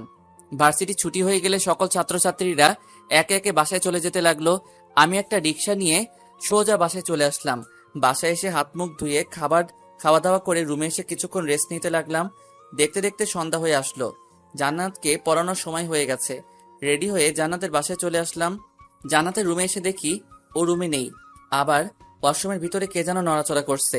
হয়তো জান্নাতই হবে, একটা চেয়ার টেনে বসে পড়লাম আর জান্নাতের জন্য ওয়েট করতে লাগলাম। কিছুক্ষণ পর জান্নাত ওয়াশরুম থেকে বেরিয়ে এসে আমার সামনে দাঁড়ালো। গায়ে একটা শর্ট প্যান্ট আর পরনে একটা শার্ট। আরে আপনি কখন আসলেন? এই তো একটু আগে। ও সরি, আসলে গোসল করতেছিলাম তাই একটু লেট হয়ে গেল। না ঠিক আছে। আপনি ওই দিকে তাকিয়ে কথা বলছেন কেন? আমার দিকে তাকান। অনেক লেট হয়ে গেছে, পড়তে বসো এখন। কিছুক্ষণ কি যেন করলো, তারপর আবার আমার পাশে এসে একটা চেয়ার টেনে বসে পড়লো। আচ্ছা জান্নাত, একটা কথা বলি। হুম, বলেন। এইসব ছোট ছোট প্যান্ট আর ছেলেদের মতো গায়ে সবসময় শার্ট না পরলে হয় না? আসলে এসব ছাড়া আমার অন্য কোনো কাপড় নেই। ইসলামে নারীদের জন্য পর্দা ফরজ করা হয়েছে। এখন তুমি যদি মুসলিম হয়ে বিধর্মীদের মতো চলাফেরা করো, তাহলে কি কেউ বলবে যে তুমি মুসলিম পরিবারের মেয়ে? নিশ্চুপ, শুধু মাথা নিচু করে বসে আছে। আচ্ছা বাদ দাও, এখন পড়ো। গতকালের পড়া জান্নাতকে আবার দেখতে বললাম। হঠাৎ মনে হলো আইডির কথা। ওকে জিজ্ঞেস করে দেখি ও ডিঅ্যাক্টিভেট করেছিল কিনা। আচ্ছা, তুমি আমার ফেবু আইডি ডিঅ্যাক্টিভেট করেছিলে কেন? আপনার আইডিতে অনেক ময়লা জমেছিল, তাই আইডিটা ডিএক্টিভেট করে রেখেছিলাম। কি? আইডিতে আবার ময়লা জমে? মুগ্ধ নয়নে তামিমের দিকে তাকিয়ে ওর হাসিটা দেখে যাচ্ছে। কি হলো, এইভাবে তাকিয়ে আছো কেন? আপনার হাসিটা না খুব সুন্দর। বুঝেছি, এই মেয়ের মাথায় আবার ভূত চড়ে বসেছে। এখন একটু সিরিয়াস হয়ে কথা বলতে হবে। আমার আইডিটা ডিঅ্যাক্টিভেট করেছিলে কেন বলো? বললাম তো ময়লা জমেছিল তাই। আপনি আবার আইডি অ্যাক্টিভেট করেছেন নাকি? করে থাকলেও আবার আমি ডিঅ্যাক্টিভেট করে ফেলবো। আর হ্যাঁ, এই আইডি আর ইউজ করবেন না, নতুন একটা আইডি খুলবেন, ওকে? কেন এই আইডি ইউজ করবো না? আর নতুন আইডি বা কেন খুলবো? কেন, মেয়েদের সাথে লুতুপুতু করতে ভালো লাগে তাই না? ওই আইডিতে তো অনেক মেয়ে, ওরা আপনাকে এত মেসেজ দেয় কেন? আমি কি করে জানবো? আর তাছাড়া আমি তো কোনো মেয়ের সাথে তেমন কথাও বলি না। বলবেনও না। আর এই আইডিটা ভুলেও অ্যাক্টিভেট করবেন না, করলে আপনার খবর আছে। এই, তুমি আমার ছাত্রী হয়ে আমাকে হুমকি দিচ্ছ? হ্যাঁ, সেটাই মনে করেন, তবে আমার কথা অমান্য করলে এর শাস্তি অনেক ভয়ঙ্কর হবে। এ কেমন মেয়ে রে ভাই, ছাত্রী হয়ে স্যারকে হুমকি দেয়? গতকালের পড়া শিখেছো? হুম। বাহ, এই প্রথম তুমি কোনো পড়া শিখলে। Very good. আচ্ছা, আজকে কি পড়াবো বলো? এই চ্যাপ্টারের কয়েকটা প্রশ্ন বুঝতেছি না। ওকে দেখো, আমি বুঝিয়ে দিচ্ছি। ওকে কিছুক্ষণ বুঝিয়ে দিয়ে জিজ্ঞেস করলাম বুঝেছে কিনা। সেও সাথে সাথে হ্যাঁ বুঝেছি বলে দিল। অবাক হচ্ছি, আজ হঠাৎ জান্নাত সবকিছু একবারে বুঝে ফেলতেছে কিভাবে। তারপর জান্নাতকে আরো কিছুক্ষণ পড়িয়ে কালকের জন্য কিছু পড়া দিয়ে আজকের মতো ছুটি দিয়ে দিলাম। জান্নাতের বাসা থেকে বের হয়ে আসতেই যাব এমন সময় বাড়ির বাগান থেকে কে যেন আমায় ডাক দিল। চারপাশে তাকিয়ে দেখি রাসেল ভাই কি যেন করছেন আর আমায় ইশারায় ওনার কাছে ডাকছেন। আল্লাহ, উনি আমায় ডাকছেন কেন? গতকাল জান্নাত আমার নামে রাসেল ভাইকে কিছু বলেনি তো? কথাগুলো ভাবছি আর ভয়ে ভয়ে সামনের দিকে এগোচ্ছি। জি ভাইয়া, আমায় ডাকছেন? জান্নাতের পড়া কেমন চলছে? জি ভালোই। আর জান্নাত পড়ায় অনেক ভালো, একবার কিছু বুঝিয়ে দিলে সেটা সহজেই বুঝে ফেলে। একটু পাম দিচ্ছি আর কি। শুনেন স্যার, আমার বোনটাকে কখনো ধমকাবেন না। সে যাই করুক না কেন, ছোট থেকে মা হারিয়ে বড় হয়েছে আমার বোনটা। আজ পর্যন্ত কখনো ওর মায়ের অভাব বুঝতে দেয়নি। আশা করি আপনি এমন কিছু করবেন না যাতে আপনার প্রতি আমার... না না ভাইয়া, আপনি চিন্তা করবেন না, আমি কখনো জান্নাতকে ধমকাবো না। আপনি যেভাবে বলছেন আমি তাকে সেভাবেই পড়াই। কথাগুলো বলে উপরের দিকে তাকাতেই দেখি জান্নাত ওর বারান্দায় দাঁড়িয়ে আছে। আমি ওর দিকে তাকিয়েছি, এটা দেখে সে উপর থেকে আমায় একটা ফ্লাইং কিস করলো। কি মেরে ভাই, নিচে তার ভাই দাঁড়িয়ে আছে, অথচ সে এইসবে না তাকিয়ে ছিছি। স্যার, আপনি কিছু ভাবছেন? হ্যাঁ, না মানে কিছু না। আমি তাহলে বাসায় যাই। ওকে, যান। আর ওইখানে দাঁড়িয়ে না থেকে ওদের বাসা থেকে বেরিয়ে সোজা আমাদের বাসায় চলে আসলাম। রাতের খাবার খেয়ে শুয়ে আছি, এমন সময় ফোনে জান্নাতের কল আসলো। প্রথমবার রিং হতে হতে কেটে গেল, দ্বিতীয়বার ফোন আসলে ইচ্ছে করে কেটে দেই, কারণ এই মেয়ের সাথে কথা বলার কোনো ইচ্ছেই নেই আমার। এইভাবে কয়েকবার কল কেটে দেওয়ার পর কিছুক্ষণ পর জান্নাতের নাম্বার থেকে ফোনে একটা মেসেজ আসলো।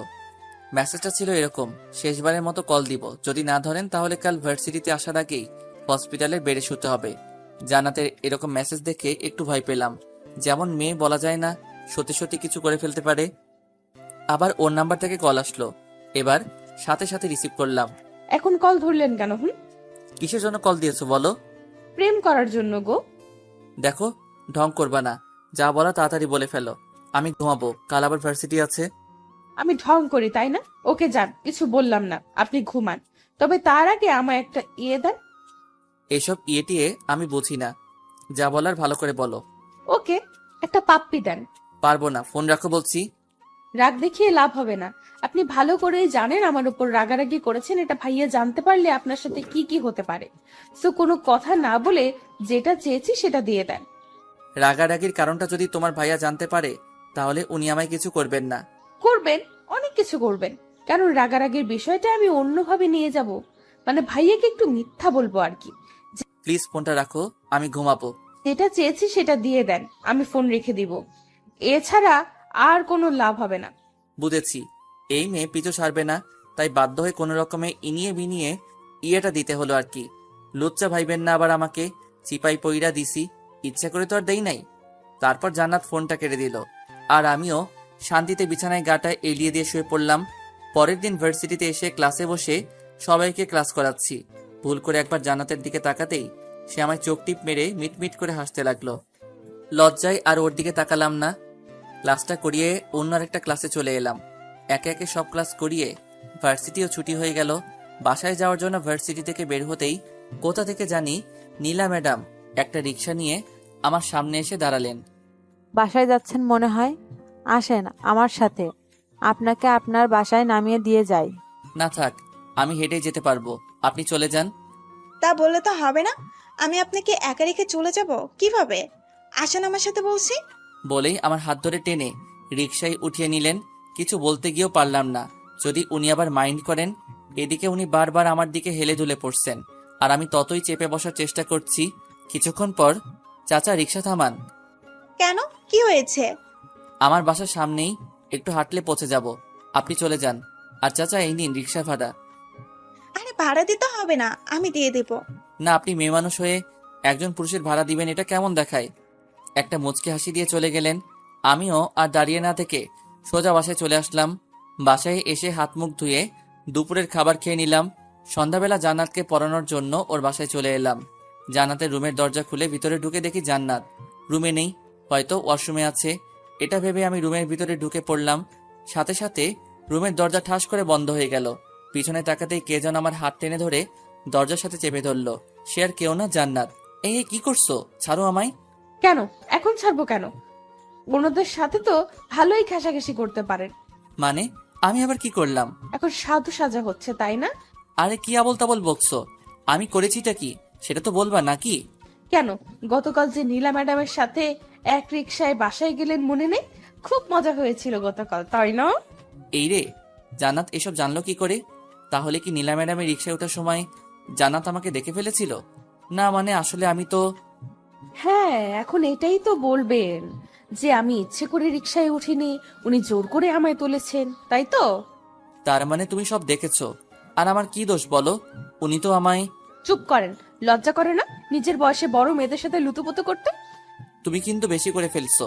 ছাত্রী হয়ে স্যারকে ধমক দিচ্ছ, আর আমি ওনার সাথে লুতুপুতু কেন করব? হ্যাঁ, 100 বার ধমক দিব, কি করবেন আপনি? হ্যাঁ, আর আপনাকে আমার ভালো করে চেনা আছে। শোনেন, আগেও একবার মাফ করেছি, বাট এখন কোনো মাফ নেই।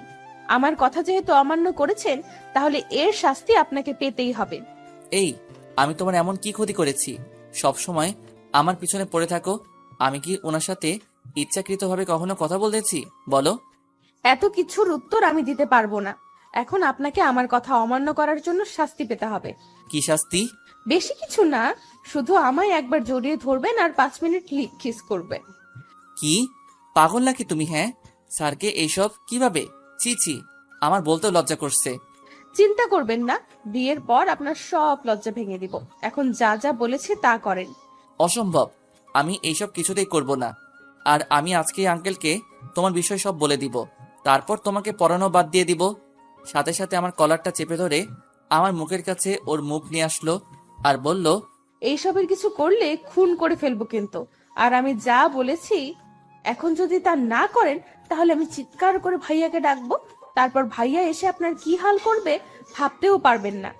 ওর কথা শুনে ভয় ঢোক গিলতে লাগলাম। কি করব না ভেবে পাচ্ছি না।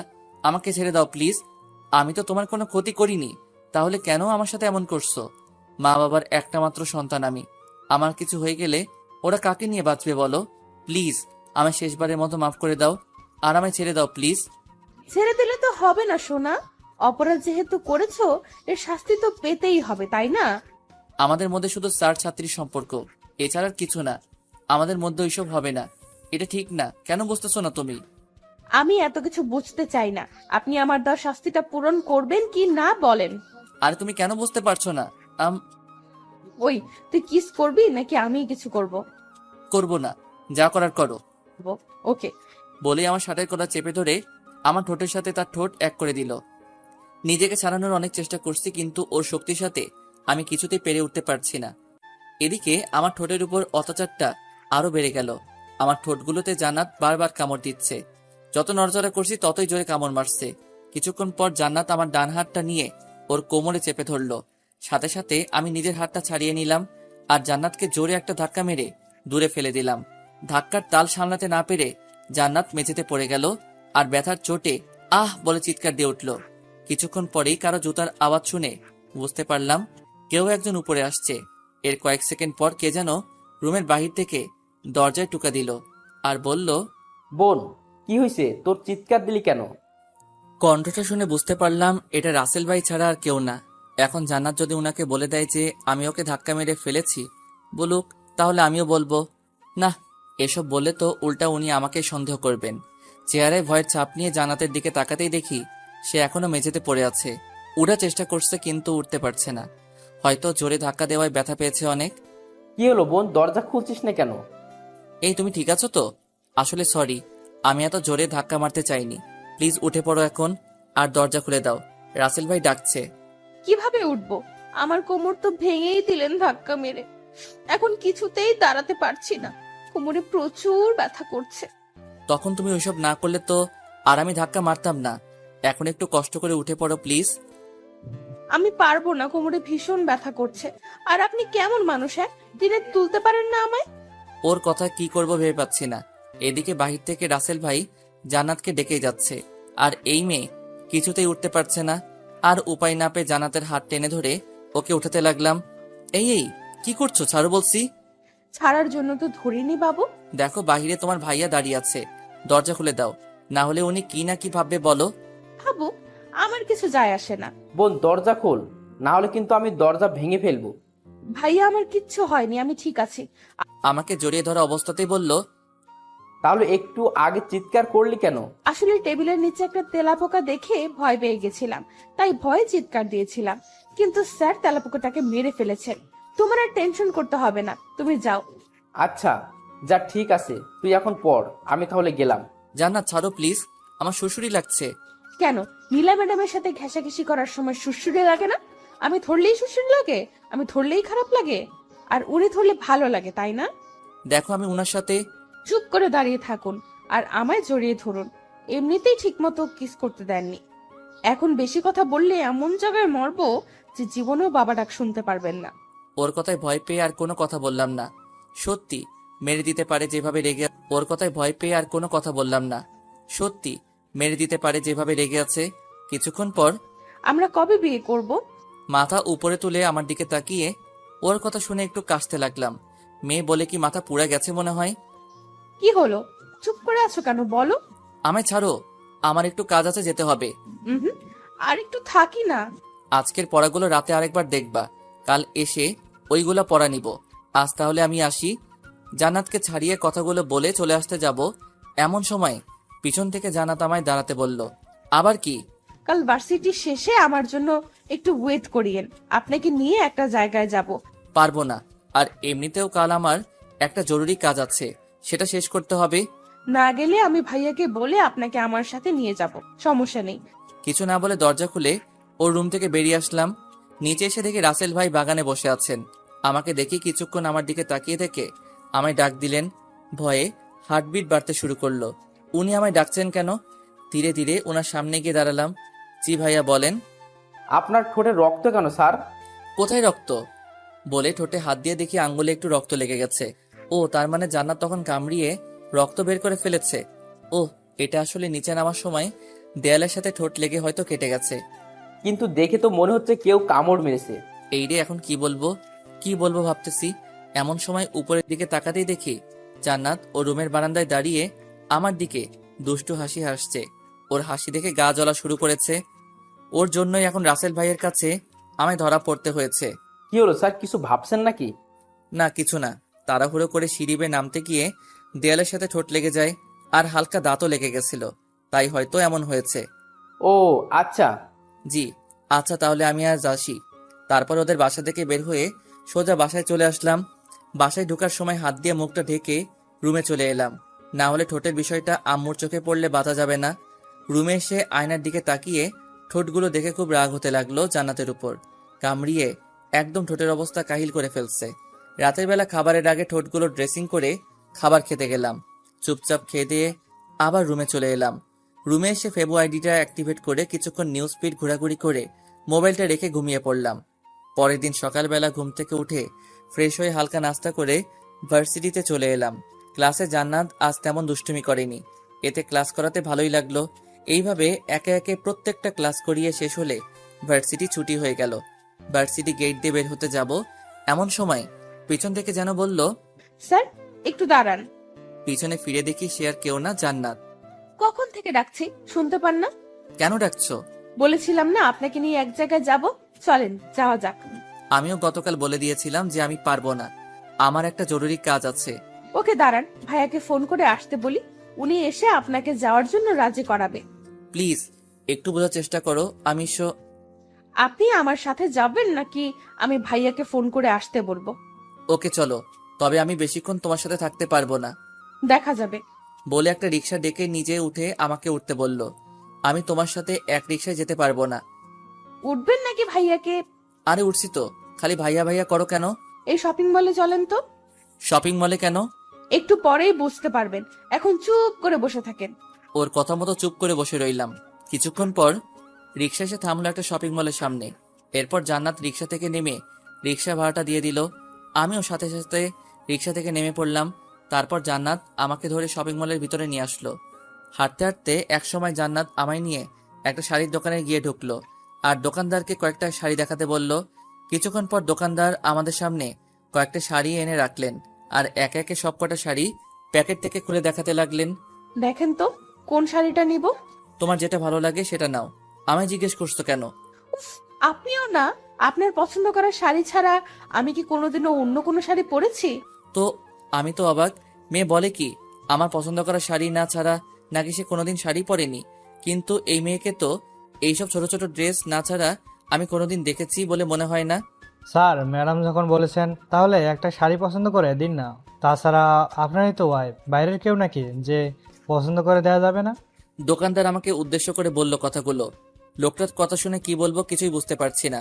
জান্নাতের দিকে তাকিয়ে দেখি ও আমার দিকে তাকিয়ে মুচকি মুচকি হাসি হাসছে। এই মেয়ে তো দেখি আচ্ছা বদমাইশ। লোকটা আমাকে ওর স্বামী বানিয়ে ফেললো আর সে কিছুই বলছে না, উল্টা হাসছে। কি হলো, এত কি ভাবছেন? একটা শাড়ি পছন্দ করে দিন না। আর কোনো উপায় না পেয়ে ওকে একটা নীল কালারের শাড়ি দেখিয়ে বললাম, এটা নাও, তোমায় অনেক মানাবে। ওকে, তাহলে এই শাড়িটা প্যাক করে দেন। দোকানদার শাড়িটা প্যাক করে দিলে শাড়ির দাম দিয়ে জান্নাত আমায় নিয়ে বাইরে চলে আসলো। চলেন কোনো রেস্টুরেন্টে গিয়ে দুজন লাঞ্চ করে নিই। না, আমি বাসায় চলে যাব, তুমি গিয়ে লাঞ্চ করে নাও। আমি একা কি করে যাই? আপনাকেও আমার সাথে গিয়ে লাঞ্চ করতে হবে, চলেন। বলেই আমায় এক প্রকার জোর করে পাশের একটা রেস্টুরেন্টে নিয়ে আসলো। তারপর ওয়েটারকে ডেকে দুজনের জন্য কিছু খাবার অর্ডার দিল। কিছুক্ষণ পর ওয়েটার এসে দুজনকে খাবার দিয়ে গেল আর দুজন যার যার মতো খেতে লাগলাম। খাওয়া দাওয়া শেষ করে বিল মিটিয়ে দুজন বাহিরে চলে আসলাম। সব কাজ তো শেষ, এখন কি আমি বাসায় যেতে পারি? যেতে পারেন, তবে আজ একটু তাড়াতাড়ি পড়াতে আসবেন, ওকে? ওর কথার কোনো উত্তর না দিয়ে একটা রিক্সা নিয়ে সোজা বাসায় চলে আসলাম। বাসায় আসতে আম্মু এসে জিজ্ঞেস করলেন, আজ আসতে তো দেরি হলো কেন? আসলে একটু কাজ ছিল। আচ্ছা, তুই ফ্রেশ হয়ে আয়, আমি টেবিলে তোর জন্য খাবার দিচ্ছি। আম্মু, আমি বাহির থেকে খেয়ে এসেছি। আচ্ছা, তাহলে রুমে গিয়ে রেস্ট নে। আচ্ছা বলে সোজা রুমে চলে এলাম।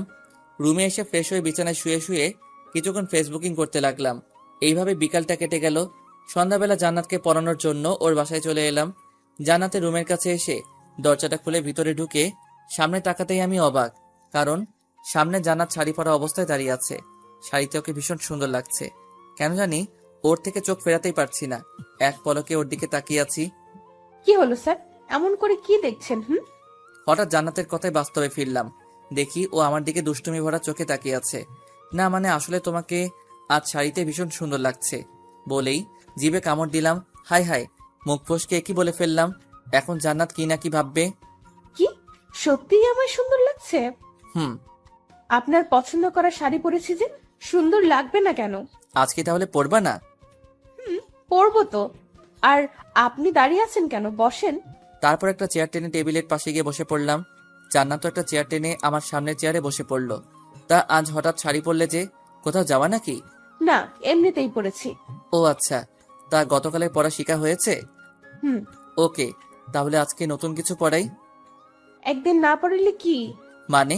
মানে আজকে পরবো না। পড়বা না যখন তাহলে আগে বললেই তো হতো, আমি আর আসতাম না। ওকে, তাহলে আমি চলে যাই। না, আপনি কোথাও যেতে পারবেন না। তাহলে কি করব? বসা থেকে উঠে এসেই আমার কোলে বসে পড়লো আর বলল, কেন? আমার সাথে আজ গল্প করবেন? এটা কেমন অসভ্যতা? গল্প করবে যখন তাহলে আমার কোলে বসেছো কেন? কেন? আর কোথাও বসার জায়গা আছে নাকি? কেন, বসার জন্য চেয়ার নেই? চেয়ারে গিয়ে বসো আর আমার কোল থেকে নামো। নামবো না। কি করবেন আপনি? দেখো, তুমি কিন্তু বেশি বাড়াবাড়ি করে ফেলছো। কোথায় বাড়াবাড়ি করলাম? কোল থেকে নামো বলছি। কেন? আমায় আপনার ভালো লাগে না? দেখো, তুমি আমার ছাত্রী, আমি কখনো তোমায় ওই নজরে দেখিনি। তো কি হয়েছে? এখন থেকে দেখবেন। বলেই আমার ডান হাতটা নিয়ে ওর কোমরের মধ্যে চেপে ধরলো। এবার রাগটা আর ধরে রাখতে পারলাম না। জান্নাতকে কোল থেকে উঠিয়ে ওর গালে ঠাস করে একটা চর মেরে দিলাম। চর খেয়ে জান্নাত গালে হাত দিয়ে আমার দিকে ছলো ছলো চোখে তাকিয়ে রইল। হয়তো আমার থেকে সে এটা আশা করেনি, কিন্তু ওর কাজকর্মের জন্য এটা ওর প্রাপ্যই ছিল। আপনি আমায় মারলেন?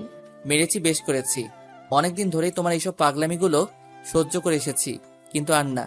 একটা কথা মাথায় ঢুকিয়ে নাও, তুমি যাই করো না কেন, তোমায় আমি ভালোবাসতে পারবো না, কারণ তুমি আমার ছাত্রী।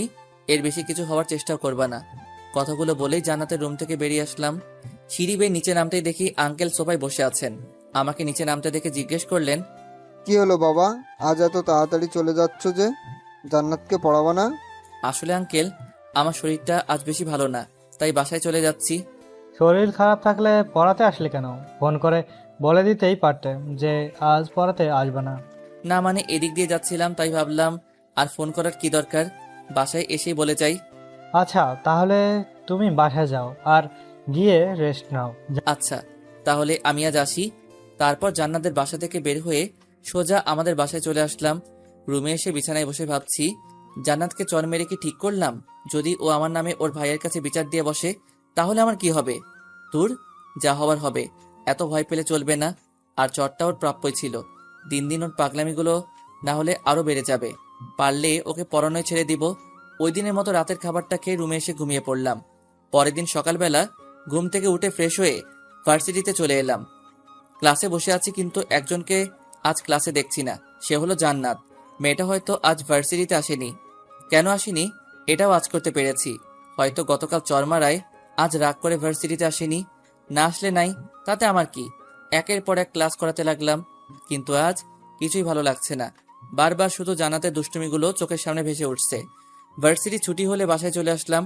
রুমে এসে ফ্রেশ হয়ে খাওয়া দাওয়া করে রুমে এসে কিছুক্ষণ ঘুমিয়ে পড়লাম। বিকেলবেলা ঘুম থেকে উঠে মসজিদে গিয়ে নামাজ পড়ে কিছুক্ষণ বাইরে হাঁটাহাঁটি করে বন্ধুদের আড্ডায় চলে আসলাম।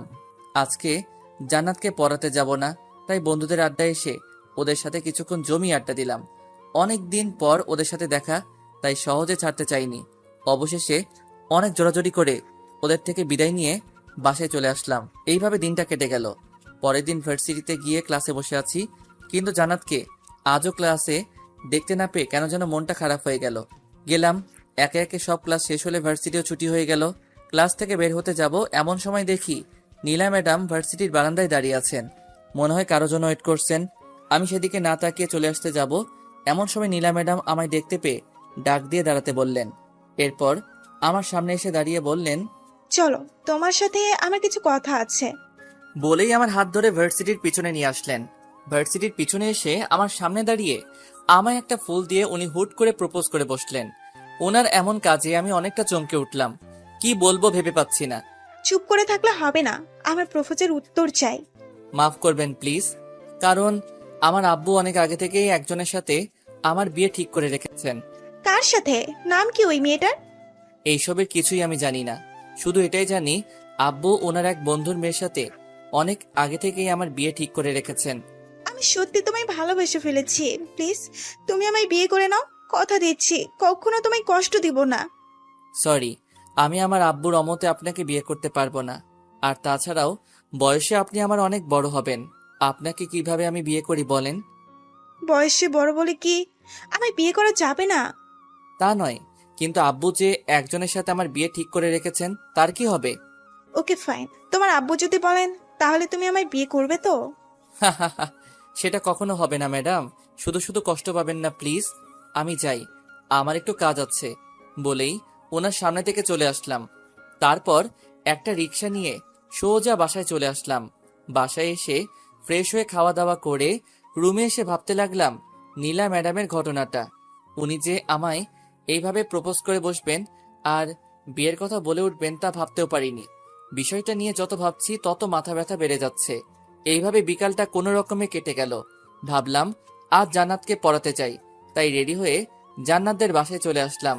ওদের বাসায় এসে দেখি আঙ্কেল আর রাসেল ভাই সোফায় বসে আছেন আর কি নিয়ে যেন কথা বলছেন। আমাকে দেখেই আঙ্কেল আমায় ডাক দিলেন। জি আঙ্কেল, কিছু বলবেন? বাবা কি আর বলবো, আমার মেয়েটা যে কি হয়েছে ভেবেই পাচ্ছি না।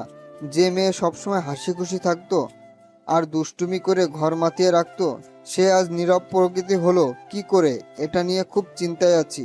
মানে কিছু বুঝলাম না আঙ্কেল। এই কয়েকদিন ধরে জান্নাত সবসময় ঘরের দরজা লাগিয়ে বসে থাকে। খাবারের সময় ডাক দিলে খাবার খায় না, কারোর সাথে তেমন কথা বলে না। সেই গতকাল রাতে হালকা কিছু খাবার খেয়েছে আর আজকে সারাদিন ধরে কিছুই খায়নি। ওর হঠাৎ এমন পরিবর্তন হওয়ার কারণ কি আমি ঠিক বুঝে উঠতে পারছি না। আব্বু, নিশ্চয়ই জান্নাতের সাথে কেউ খারাপ বিহেভ করেছে, না হলে ওকে কোনোভাবে কষ্ট দিয়েছে। একবার শুধু ওই শালাকে পাই, একেবারে মাটিতে গেড়ে ফেলবো। ওনার কথায় হালকা ভয় পেলেও তৎক্ষণাৎ নিজেকে সামলে নিয়ে বললাম, আপনি চিন্তা করবেন না আঙ্কেল, আমি দেখছি ওর কি হয়েছে। আর কিছুক্ষণ পর কাউকে দিয়ে ওর রুমে খাবার পাঠিয়ে দিয়েন, আমি ওকে খাওয়ানোর ব্যবস্থা করছি। কথাগুলো বলে সোজা জান্নাতের রুমের কাছে চলে এলাম। এসে দেখি ভিতর থেকে রুমের দরজা লাগানো, তাই দরজায় একটা টুকা দিলাম। কোনো রেসপন্স না পেয়ে আবার জোরে একটা টুকা দিলাম। কতবার বলবো আমি খাবো না, তারপরও কেন বারবার এসে বিরক্ত করছো? জান্নাত দরজা খুলো, আমি তোমার স্যার। কেন এসেছেন আপনি? চলে যান এখান থেকে। ওকে চলে যাব, তার আগে একবার দরজা খুলো, তোমার সাথে আমার কিছু কথা আছে। খুলবো না, আর আপনার সাথে আমি কোনো কথা বলতে চাই না। প্লিজ চলে যান এখান থেকে। ওকে, তাহলে আমি গেলাম নীলা ম্যাডামের কাছে। জানো, উনি আজ আমার ভার্সিটিতে প্রপোজ করেছেন। ভাবছি ওনার প্রপোজালটা অ্যাকসেপ্ট করে নিব। কথাগুলো বলে জান্নাতের রুমের সামনে দাঁড়িয়ে রইলাম। কিছুক্ষণ পর জান্নাত দরজা খুলে দেখলো আমি ওর সামনেই দাঁড়িয়ে আছি। কিছু না বলে বিছানায় গিয়ে শুয়ে পড়লো। আমিও ভিতরে ঢুকে ওর বিছানার পাশে একটা চেয়ার টেনে বসে পড়লাম। সরি, আসলে ওই দিন তোমায় ইচ্ছা করে চড় মারতে চাইনি, রাগের মাথায় চড়টা মেরে ফেলেছিলাম। এখনো রেগে আছো আমার উপর? আচ্ছা, এই দেখো আমি কান ধরলাম, আর কখনো তোমায় মারবো না, প্রমিস। আরে বাবা, সরি বললাম তো। আর তুমি নাকি সকাল থেকে কিছুই খাও নাই, এটা কি সত্যি? কেন খাও নাই? আমার ইচ্ছা, আমি খাবো না, তাতে আপনার কি? ঠিকই তো, তুমি না খেলে আমার কি। ওকে, তাহলে আমি আর থেকে কি করব, চলে যাই নাকি? শোয়া থেকে উঠে আমার দিকে তাকালো আর বলল, আমায় কষ্ট দিতে আপনার ভালো লাগে তাই না? ওর চেহারা দেখে যেন ওকে চিনতেই পারছি না। এই 2 দিনে মেয়েটা এত শুকিয়ে গেছে, কি আর বলবো। আর চোখের নিচে হালকা কালিও জমে গেছে, আর চোখ দুটো লাল হয়ে আছে। মনে হয় এই 2টা দিন শুধু এক নাগাড়ে কেঁদেই পার করেছে। এ কি, তোমার চেহারার এই অবস্থা কেন? 2 দিনে কতটা শুকিয়ে গেছো, আর ঠিক মতো খাওয়া দাওয়া করো না কেন? হ্যাঁ, কিছু বলতে যাবে এমন সময় একটা মহিলা এসে টেবিলে খাবার রেখে গেল, আর যাওয়ার সময় বলে গেল, মামনি খাবারটা খেয়ে নিও। যাও, এখন হাত মুখ ধুয়ে এসে খাবার খেয়ে নাও। খাবো না। দেখো, পাগলামি করো না প্লিজ, খেয়ে নাও। বললাম তো খাবো না। বুঝেছি, এখন আমায় কি করতে হবে। বসা থেকে উঠে ওয়াশরুমে গিয়ে হাতটা ধুয়ে আবার ওর পাশে এসে বসে পড়লাম, আর প্লেট থেকে এক লোকমা খাবার নিয়ে ওর মুখের সামনে ধরে বললাম, হা করো, আমি তোমায় খাইয়ে দিচ্ছি। আমার খিদে নেই। চুপ, আর একটা কথা বলবা না। খেতে বলছি না, হা করো। ধমক শুনে ভয়ে ভয়ে হা করে ফেললো। আমিও ওকে এই সুযোগে খাবার খাইতে দিতে লাগলাম। একদম বাচ্চাদের মতো মুখ ফুলিয়ে খাচ্ছে। দেখে মনেই হবে না যে এই মেয়ে ভার্সিটিতে পড়ে। ওকে খাওয়ানো শেষ করে হাত ধুয়ে এসে ওকে জিজ্ঞেস করলাম, আজ কি পড়বা? বুঝেছি হয়তো পড়বে না। আচ্ছা তাহলে আমি যাই। আর হ্যাঁ, কাল কিন্তু ভার্সিটিতে যাবা। 2 দিন ধরে তো যাওয়া হচ্ছে না। বেলা ম্যাডাম কি সত্যিই আপনাকে প্রপোজ করেছে? আরে না, তখন দরজা খোলার জন্য কথাটা বলেছিলাম। ও, আচ্ছা তাহলে আমি যাই, আর কাল ভার্সিটিতে আসবা কিন্তু। বলেই ওর রুম থেকে বেরিয়ে আসলাম। নিচে আসতেই আঙ্কেল আমায় দেখে বললেন, জান্নাত খাবার খেয়েছে? জি আঙ্কেল, খেয়েছে। আর আজ না কেউ পড়বে না, তাই বাসায় চলে যাচ্ছি। যাক, মেয়েটা খাবার খেয়েছে তাহলে। আচ্ছা বাবা, তুমি যাও, আর কালকে পড়াতে আসবে কিন্তু। আচ্ছা আঙ্কেল। তারপর জান্নাতের বাসা থেকে বের হয়ে আমাদের বাসায় চলে এলাম। বাসায় এসে নিজের রুমে যাওয়ার সময় ড্রয়িং রুমে চোখ পড়তে কিছুটা অবাক হলাম, কারণ ড্রয়িং রুমে নীলা ম্যাডাম বসে আছেন, আর ওনার সাথে একজন ভদ্রলোক আর মহিলাও আছেন। হয়তো ওনার মা বাবা হবে। ওদের সাথে আব্বু বসে আছেন আর কি যেন কথা বলছেন। আমি ড্রয়িং রুমে ঢুকতেই নীলা ম্যাডাম আর ওনার সাথে আসা মহিলা আর লোকটা উঠে চলে যেতে লাগলেন। যাওয়ার সময় নীলা ম্যাডাম আমার দিকে তাকিয়ে মন মরা একটা হাসি দিয়ে চলে গেলেন। কিছু বুঝতে না পেরে আমি আব্বুর দিকে প্রশ্নবোধক দৃষ্টিতে তাকিয়ে জিজ্ঞেস করলাম, ওরা এইখানে কেন এসেছিল? মেয়েটা নাকি তোমায় ভালোবাসে, তাই ওর মা বাবাকে সাথে নিয়ে এসেছি তোমার সাথে ওর বিয়ে দেওয়ার জন্য। তুমি ওদের কি বলেছো? তুমি তো জানোই যে আমি আমার এক বন্ধুর মেয়ের সাথে অনেক আগে থেকেই তোমার বিয়ে ঠিক করে রেখেছি। ওদেরকে বুঝিয়ে বলেছি বিষয়টা, ওরাও বুঝে গেছে, তাই আর কোনো কথা বলিনি। তা তোমার এই বন্ধুটা কে আব্বু? কখনো তো দেখলাম না ওনাকে। সময় হলে দেখতে পারবা, এখন তোমার রুমে যাও। আর কিছু না বলে সোজা নিজের রুমে চলে এলাম। আব্বুর সব বন্ধুকে আমি কম বেশি চিনি, কিন্তু আমার জানা মতে ওদের কোনো মেয়ে নেই যার বিয়ের বয়স হয়েছে। তাহলে ওনার ওই বন্ধুটা কে হতে পারে? ওই দিনের মতো রাতের খাবারটা খেয়ে রুমে এসে ঘুমিয়ে পড়লাম। পরের দিন সকালবেলা ঘুম থেকে উঠে ভার্সিটিতে চলে এলাম। ক্লাসে দেখি আজ জান্নাতও ক্লাসে উপস্থিত আছে। ওকে দেখে খুব খুশি হলাম। জানি না কেন ক্লাস করানোর সময় জান্নাত চুপ করে মনোযোগ সহকারে ক্লাস করছিল। জান্নাতের এমন পরিবর্তন দেখে খুব ভালো লাগলো।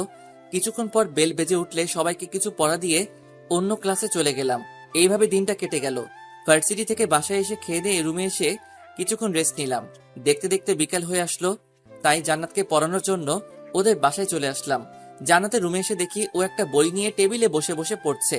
যাকে কোনোদিন ঠিকমতো পড়তে দেখলাম না, সেই আজ এত মনোযোগ দিয়ে পড়ছে। অবাক না হয়ে আর পারা গেল না। তারপর ওর কাছে গিয়ে জিজ্ঞেস করলাম, কি করছো? ক্লাসের পড়াটা ঠিক বুঝতে পারছি না, সেটাই দেখছি। কই কোনটা বোঝো নাই, দেখাও তো। এই যে এটা। তারপর ওকে ওই পড়াটা বুঝিয়ে দিলাম, কিন্তু আশ্চর্যের ব্যাপার, ওকে বোঝাতে আজ এত কষ্ট লাগে কি কারণ? ও একেবারে বুঝে ফেলেছে। ওর এমন পরিবর্তনে আমি অবাকের উপর অবাক হচ্ছি। ওই দিনের মতো জান্নাতকে পড়িয়ে বাসায় চলে আসলাম। এইভাবে কাটতে লাগলো আমাদের দিনকাল। দেখতে দেখতে কেটে গেল কয়েকটা মাস।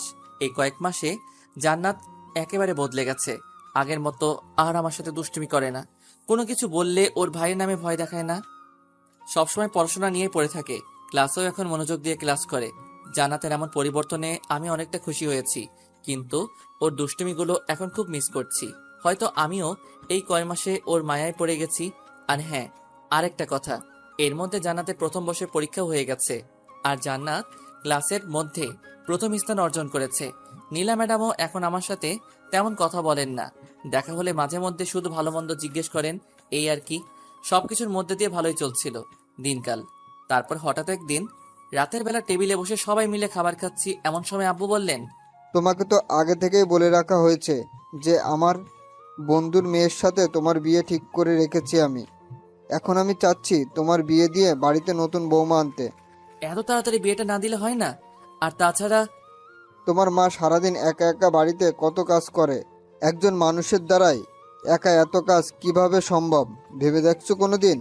আর তাছাড়া আজ তুমি ভার্সিটিতে থাকাকালীন আমি বাসায় এসে দেখি তোমার আম্মুর শরীরটা বেশি ভালো না। শেষে ডাক্তার আনিয়ে জানতে পারলাম তোমার আম্মু প্রেশার লো হয়ে পড়েছিল। ডাক্তার কিছু ওষুধ লিখে দিয়েছে আর বলে গেছে বেশি কাজ না করতে। এখন এই পরিস্থিতিতে কি করা যায় তুমিই বলো? তাহলে একটা কাজের মেয়ে রেখে দিলেই তো হয়, সারাদিন আম্মুর সাথে কাজ করবে। আর কাজের মেয়ে রাখা গেলে অনেক আগেই রেখে দিতাম, কিন্তু বাইরের মানুষ কি কখনো এই বাড়িকে নিজের মতো করে দেখবে? তাই আমি চাচ্ছি তোমার বিয়ে দিয়ে বাড়িতে নতুন বৌমা আনতে। তাহলে তোমার আম্মুর কাজের কষ্টটা একটু কম হবে। কিন্তু কোনো কিন্তু শুনতে চাচ্ছি না। আমি যার সাথে তোমার বিয়ে ঠিক করে রেখেছি তাকেই তোমার বিয়ে করতে হবে। অন্য কাউকে বিয়ে করার কথা বললে আমরা তাকে মেনে নিব না। কিন্তু যার সাথে আমার বিয়ে হবে সে কে? তাকে তো কখনো দেখিনি, এমনকি চিনিও না। একজনের ব্যাপারে না জেনে শুনে তাকে বিয়ে করে ফেলবো? মেয়ে অনেক ভালো আর ভদ্র, আমার তাকে দেখা আছে, তোমাকে আর আলাদা করে দেখতে হবে না। তারপরও যদি... তুমি কিন্তু আমার মুখের উপর কথা বলা শুরু করে দিয়েছো। সরি। আর মেয়েটা ছোট থেকে মা হারা, তাই আমরা চাচ্ছি তোমার সাথে ওকে বিয়ে দিয়ে একেবারে আমাদের কাছে রেখে দিই। ওকে, তোমার যেটা ভালো মনে হয়। এখন খাও, আর কিছুদিনের মধ্যেই তোমাদের বিয়ের কাজ শেষ করে ফেলবো। আর কিছু না বলে খাওয়া শেষ করে নিজের রুমে চলে আসলাম। সত্যি বলতে এই কয়দিনে জান্নাতের প্রতি আমিও একটু দুর্বল হয়ে পড়েছি, তাই বিয়ের কথা বলায় তখন আব্বুর কথায় রাজি হতে পারিনি। কিন্তু জান্নাত তো আমার ছাত্রী, ওর সাথে আমার কিভাবে? না, এইসব আর ভেবে লাভ নেই, যা হবার হবে। পরের দিন সকালবেলা ঘুম থেকে উঠে ফ্রেশ হয়ে নাস্তা করে নিলাম, তারপর রেডি হয়ে ভার্সিটিতে চলে এলাম। জান্নাতকে আজ ভীষণ খুশি খুশি লাগছে, জানি না কেন। এমনকি মেয়েটা ক্লাসেও সারাক্ষণ খুশি খুশি ভাব নিয়েছিল। আবার পরিবর্তন ঘটলো নাকি ওর? ভার্সিটি শেষে ওই দিনের মতো বাসায় চলে আসলাম। বাসায় এসে ফ্রেশ হয়ে খাওয়া দাওয়া করে রুমে এসে কিছুক্ষণ ঘুমিয়ে পড়লাম। সন্ধ্যাবেলা ঘুম থেকে উঠে হাত মুখ ধুয়ে জান্নাতকে পড়ানোর জন্য ওর বাসায় চলে এলাম। জান্নাতের রুমে এসে দেখি জান্নাত কি যেন ভাবছে আর একা একা হাসছে। মেয়েটা পাগল হলো না তো? ধ্যান ভেঙে সামনে তাকিয়ে আমায় দেখতে পেয়ে বসা থেকে উঠে দাঁড়ালো। দাঁড়িয়েছেন কেন, বসেন। কিছু না বলে একটা চেয়ার টেনে বসে পড়লাম। জান্নাত একটা চেয়ার টেনে আমার সামনাসামনি বসে পড়লো। আচ্ছা জান্নাত, একটা কথা বলি। জি বলেন। আজ তোমায় এত খুশি খুশি লাগছে কেন? আজ কি কোনো বিশেষ দিন যার জন্য তুমি এত খুশি? আজ আমি অনেক খুশি, তবে আজ কোনো বিশেষ দিন নয়। খুব শীঘ্রই সেই বিশেষ দিনটা আসতে চলেছে। সেই বিশেষ দিনটা কি জানতে পারি? না, এখন বলা যাবে না। ওকে থাক, বলতে হবে না। এখন বই বের করো। তারপর জান্নাতকে কিছুক্ষণ পড়িয়ে ছুটি দিয়ে দিলাম। জান্নাতের বাসা থেকে বের হয়ে আসতে যাব, এমন সময় ড্রয়িং রুম থেকে আঙ্কেল আমায় ডাক দিলেন। আমিও চুপচাপ ওনার সামনে গিয়ে দাঁড়ালাম। জি আঙ্কেল, কিছু বলবেন? এই নাও তোমার এই মাসের টাকা, কাল থেকে তুমি আর জান্নাতকে পড়াতে আসবে না। আমি কি ঠিক মতো পড়াতে পারি না আঙ্কেল, যার জন্য আপনি আমায় বিদায় করে দিচ্ছেন? আরে সেরকম কিছুই না, আসলে জান্নাতের বিয়ে ঠিক হয়ে গেছে, তাই তোমাকে তোমার বেতনটা দিয়ে দিলাম। বিয়ের পর তো আর তাকে অন্য মানুষের কাছে প্রাইভেট পড়ানো যাবে না। আঙ্কেলের মুখ থেকে জান্নাতের বিয়ের কথা শুনে আমি যেন আকাশ থেকে পড়লাম। আবার খুব কষ্ট হচ্ছে জান্নাতের বিয়ের কথা শুনে। হয়তো জান্নাতকে চিরতরে হারিয়ে ফেলবো। তাই বিয়েটা কবে হচ্ছে আঙ্কেল? সপ্তাহের মধ্যেই বিয়ের তারিখ নির্ধারিত করা হবে। বিয়ের কার্ড এখনো ছাপানো হয়নি, তবে ছাপিয়ে তোমার বাসায় অবশ্যই বিয়ের কার্ড পাঠানো হবে। তোমাকে কিন্তু বিয়েতে অবশ্যই আসতে হবে। জি আঙ্কেল, অবশ্যই আসবো। আজ তাহলে আমি আসি, ভালো থাকবেন। আসসালামু আলাইকুম। কথাগুলো বলেই জান্নাতের বাসা থেকে বেরিয়ে আসলাম। রাস্তা দিয়ে হাঁটছি আর জান্নাতের দুষ্টুমিগুলোর স্মৃতি মনে করছি। হয়তো আর কোনোদিন জান্নাতের সাথে দেখা হবে না, এমনকি ওর দুষ্টুমিগুলোও আর দেখতে পাবো না। খুব মিস করব জান্নাতকে আর ওর দুষ্টুমি মাখা দিনগুলোকে। ভাবতে ভাবতে চোখের কোণায় কখন যে পানির ফোঁটা চলে এসেছে খেয়ালই নেই। ওই দিন রাস্তায় রাস্তায় ঘুরে বেড়াতে লাগলাম। বাসায় এলাম একদম শেষ রাত্রে। এসেই আম্মুর বকা শুনতে হলো, কিন্তু সেই দিকে আমার কোনো ধ্যান নেই। শুধু জান্নাতকে নিয়ে ভেবে চলেছি আমি। ওই দিন রাতের খাবার না খেয়ে ঘুমিয়ে পড়লাম। আম্মু অনেকবার জিজ্ঞেস করেছিল কি হয়েছে আমার। আমিও বলে দিয়েছি শরীরটা বেশি ভালো না, তাই খাবো না। এইভাবে কেটে গেল আরো কিছুদিন। জান্নাত এখন সবসময় হাসি খুশি থাকে। একবার ভেবেছিলাম ওকে নিজের মনের কথাটা বলে দিব, কিন্তু তার হাসি খুশি চেহারাটা দেখে তাকে আর কষ্ট দিতে মন চায়নি। ওই দিন রাতে খাবার শেষে আব্বু আমায় ডেকে বললেন 2 সপ্তাহ পর নাকি আমার বিয়ে। আম্মুর কথা ভেবে আর আব্বুর মুখের উপর কিছু বলতে না পেরে আমিও বাধ্য হয়ে বিয়েতে রাজি হয়ে গেলাম। 1 সপ্তাহ পর ভার্সিটি শেষে বাসায় ফিরছিলাম। এমন সময় একটা পার্কের ভিতর চোখ পড়তেই চোখ আটকে গেল। দেখলাম জান্নাত একটা ছেলের হাত ধরে পার্কে ঘুরে বেড়াচ্ছে। হঠাৎ জান্নাতের চোখ পড়ল আমার দিকে, ছেলেটাকে নিয়ে আমার দিকে আসছে। আমি এই দৃশ্য দেখে আর ওইখানে দাঁড়ালাম না, চলে আসতে যাব। এমন সময় পিছন থেকে কে যেন বলল, স্যার একটু দাঁড়ান। দাঁড়িয়ে গেলাম আর পিছনে ফিরে দেখি সে আর কেউ না, জান্নাত। জান্নাত আমার কাছে এসে বলতে লাগলো, কি হলো স্যার, আমায় দেখে পালাচ্ছিলেন কেন? কই তোমায় দেখে পালাচ্ছি? আর তুমি যে এইখানে আমি দেখিনি। একদম মিথ্যা বলবেন না, আমি দেখেছি আপনি অনেকক্ষণ ধরে এখানে দাঁড়িয়ে থেকে আমায় দেখছিলেন। না, আসলে তুমি ভুল দেখেছো। আমি তো এইমাত্র এদিক দিয়ে যাচ্ছিলাম, এমন সময় তুমি আমায় ডাক দিয়ে দাঁড়াতে বললে। হতেও পারে। তা এদিক দিয়ে কোথায় যাচ্ছেন? এই তো বাসায় যাচ্ছি। তা তুমি এখানে কি করছো? আর তোমার সাথে এই ছেলেটা কে? অনেকদিন ধরে কোথাও ঘোরা হচ্ছে না, তাই একটু ঘুরতে আসলাম আর কি। আর ওর সাথে আপনার পরিচয় করিয়ে দেই। এ হচ্ছে আমার হবু বর। আর সানি, এ হচ্ছে আমার প্রাইভেট টিচার। আগে উনিই আমায় প্রাইভেট পড়াতেন। ও, অনেক মানিয়েছে তোমরা দুজনকে। কথাটা হাসি মুখে বললেও কেন জানি মনে খুব আঘাত পেলাম। মনে হচ্ছে কেউ চুরি দিয়ে কলিজা কেটে নিয়ে যাচ্ছে। স্যার, 2 দিন পর আমার বিয়ে। আপনাকে কিন্তু বিয়েতে অবশ্যই আসতে হবে। আচ্ছা, আসবো। এখন তাহলে আমি যাই, বাসায় একটু কাজ আছে। আচ্ছা, তাহলে যান। তারপর ওইখান থেকে সোজা বাসায় চলে আসলাম। এসেই রুমে গিয়ে দরজা লাগিয়ে বিছানায় শুয়ে পড়লাম। জান্নাতকে আজ ওই ছেলেটার সাথে দেখে খুব কষ্ট লাগছে। কয়দিন পর জান্নাত অন্য কারো হয়ে যাবে হয়তো, আর তার সাথে তেমন কোনো কথা হবে না। কিছুক্ষণ পর আম্মু এসে খাওয়ার জন্য ডাকতে লাগলেন। কিছুই ভালো লাগছে না, তাই আম্মুকে বললাম, আমি বাহির থেকে খেয়ে এসেছি, তোমরা খেয়ে নাও। ওই দিনের মতো রাতে হালকা কিছু খেয়ে ঘুমিয়ে পড়লাম। পরের দিন সকালবেলা ঘুম থেকে উঠে ভার্সিটিতে চলে এলাম। আজ জান্নাতকে ক্লাসে দেখতে পেলাম না, হয়তো ভার্সিটিতে আসেনি। 2 দিন পর তার বিয়ে, ভার্সিটিতে এসে কি বা করবে। ভার্সিটি শেষে দুপুরবেলা বাসায় আসলাম। বাসায় এসে ফ্রেশ হয়ে খেতে বসবো, এমন সময় হঠাৎ বাসার কলিং বেল বেজে উঠল। দরজা খুলে দেখি একটা কালো কোট পরা লোক দাঁড়িয়ে আছে। জি, কাকে চাই আপনার? এটা কি তামিম আহমেদের বাসা? ওনাকে একটু ডেকে দিন তো। জি, আমি তামিম আহমেদ, বলেন কি বলবেন? এই নিন স্যার, আপনার জন্য বিয়ের কার্ড পাঠিয়েছে। বিয়ের কার্ড? কার বিয়ে? আর আপনি বা কে? আমি আমজাদ সাহেবের লোক, আর এটা ওনার মেয়ে মানে জান্নাত ম্যাডামের বিয়ের কার্ড। আগামীকাল জান্নাত ম্যাডামের বিয়ে, আপনাকে স্যার আসতে বলেছেন। আচ্ছা, এখন তাহলে আমি আসি। জান্নাতের বিয়ের কার্ড? কথাটা শুনে কিছুক্ষণ চুপ করে দাঁড়িয়ে রইলাম। তাহলে বিয়েটা একেবারে ফাইনাল? আবারও খুব কষ্ট পেলাম জান্নাতের বিয়ের কথা শুনে, কিন্তু এখন আর কিছু করার নেই। সময় থাকতে সময়ের মূল্য দিলে আজ এমন দিন আসতো না। কে এসেছে রে? ভিতর থেকে আম্মু বললেন। কার্ডটা নিয়ে আম্মুর হাতে দিয়ে বললাম, আমি যে একটা ছাত্রী পড়াতাম, আগামীকাল তার বিয়ে। ছাত্রীর বাবা উনার লোক পাঠিয়ে বিয়ের কার্ড দিয়ে গেলেন। ও, ভালোই তো। তাহলে তোর বিয়েতেও তুই তোর ছাত্রীকে আর ওর বাবাকে ইনভাইট করিস? কিছু না, রুমের দিকে হাঁটা ধরলাম। কি রে, কোথায় যাচ্ছিস? খাবি না? না, খিদে নেই। এটা কেমন কথা? একটু আগেই না এসে বললি তোর খিদে পেয়েছে, আবার এখন বলছিস খিদে নেই। কি হয়েছে তোর বলতো? কই, কি হবে? কিছুই হয়নি। তাহলে খাবি না কেন? এখন ভালো লাগছে না, একটু পরে খাবো বলেই রুমে চলে এলাম। রুমে এসে বিছানায় শুয়ে পড়লাম আর ভাবতে লাগলাম, জান্নাত তো আমায় ভালোবাসে, তাহলে ও কেন আমায় ছেড়ে অন্য কাউকে বিয়ে করছে?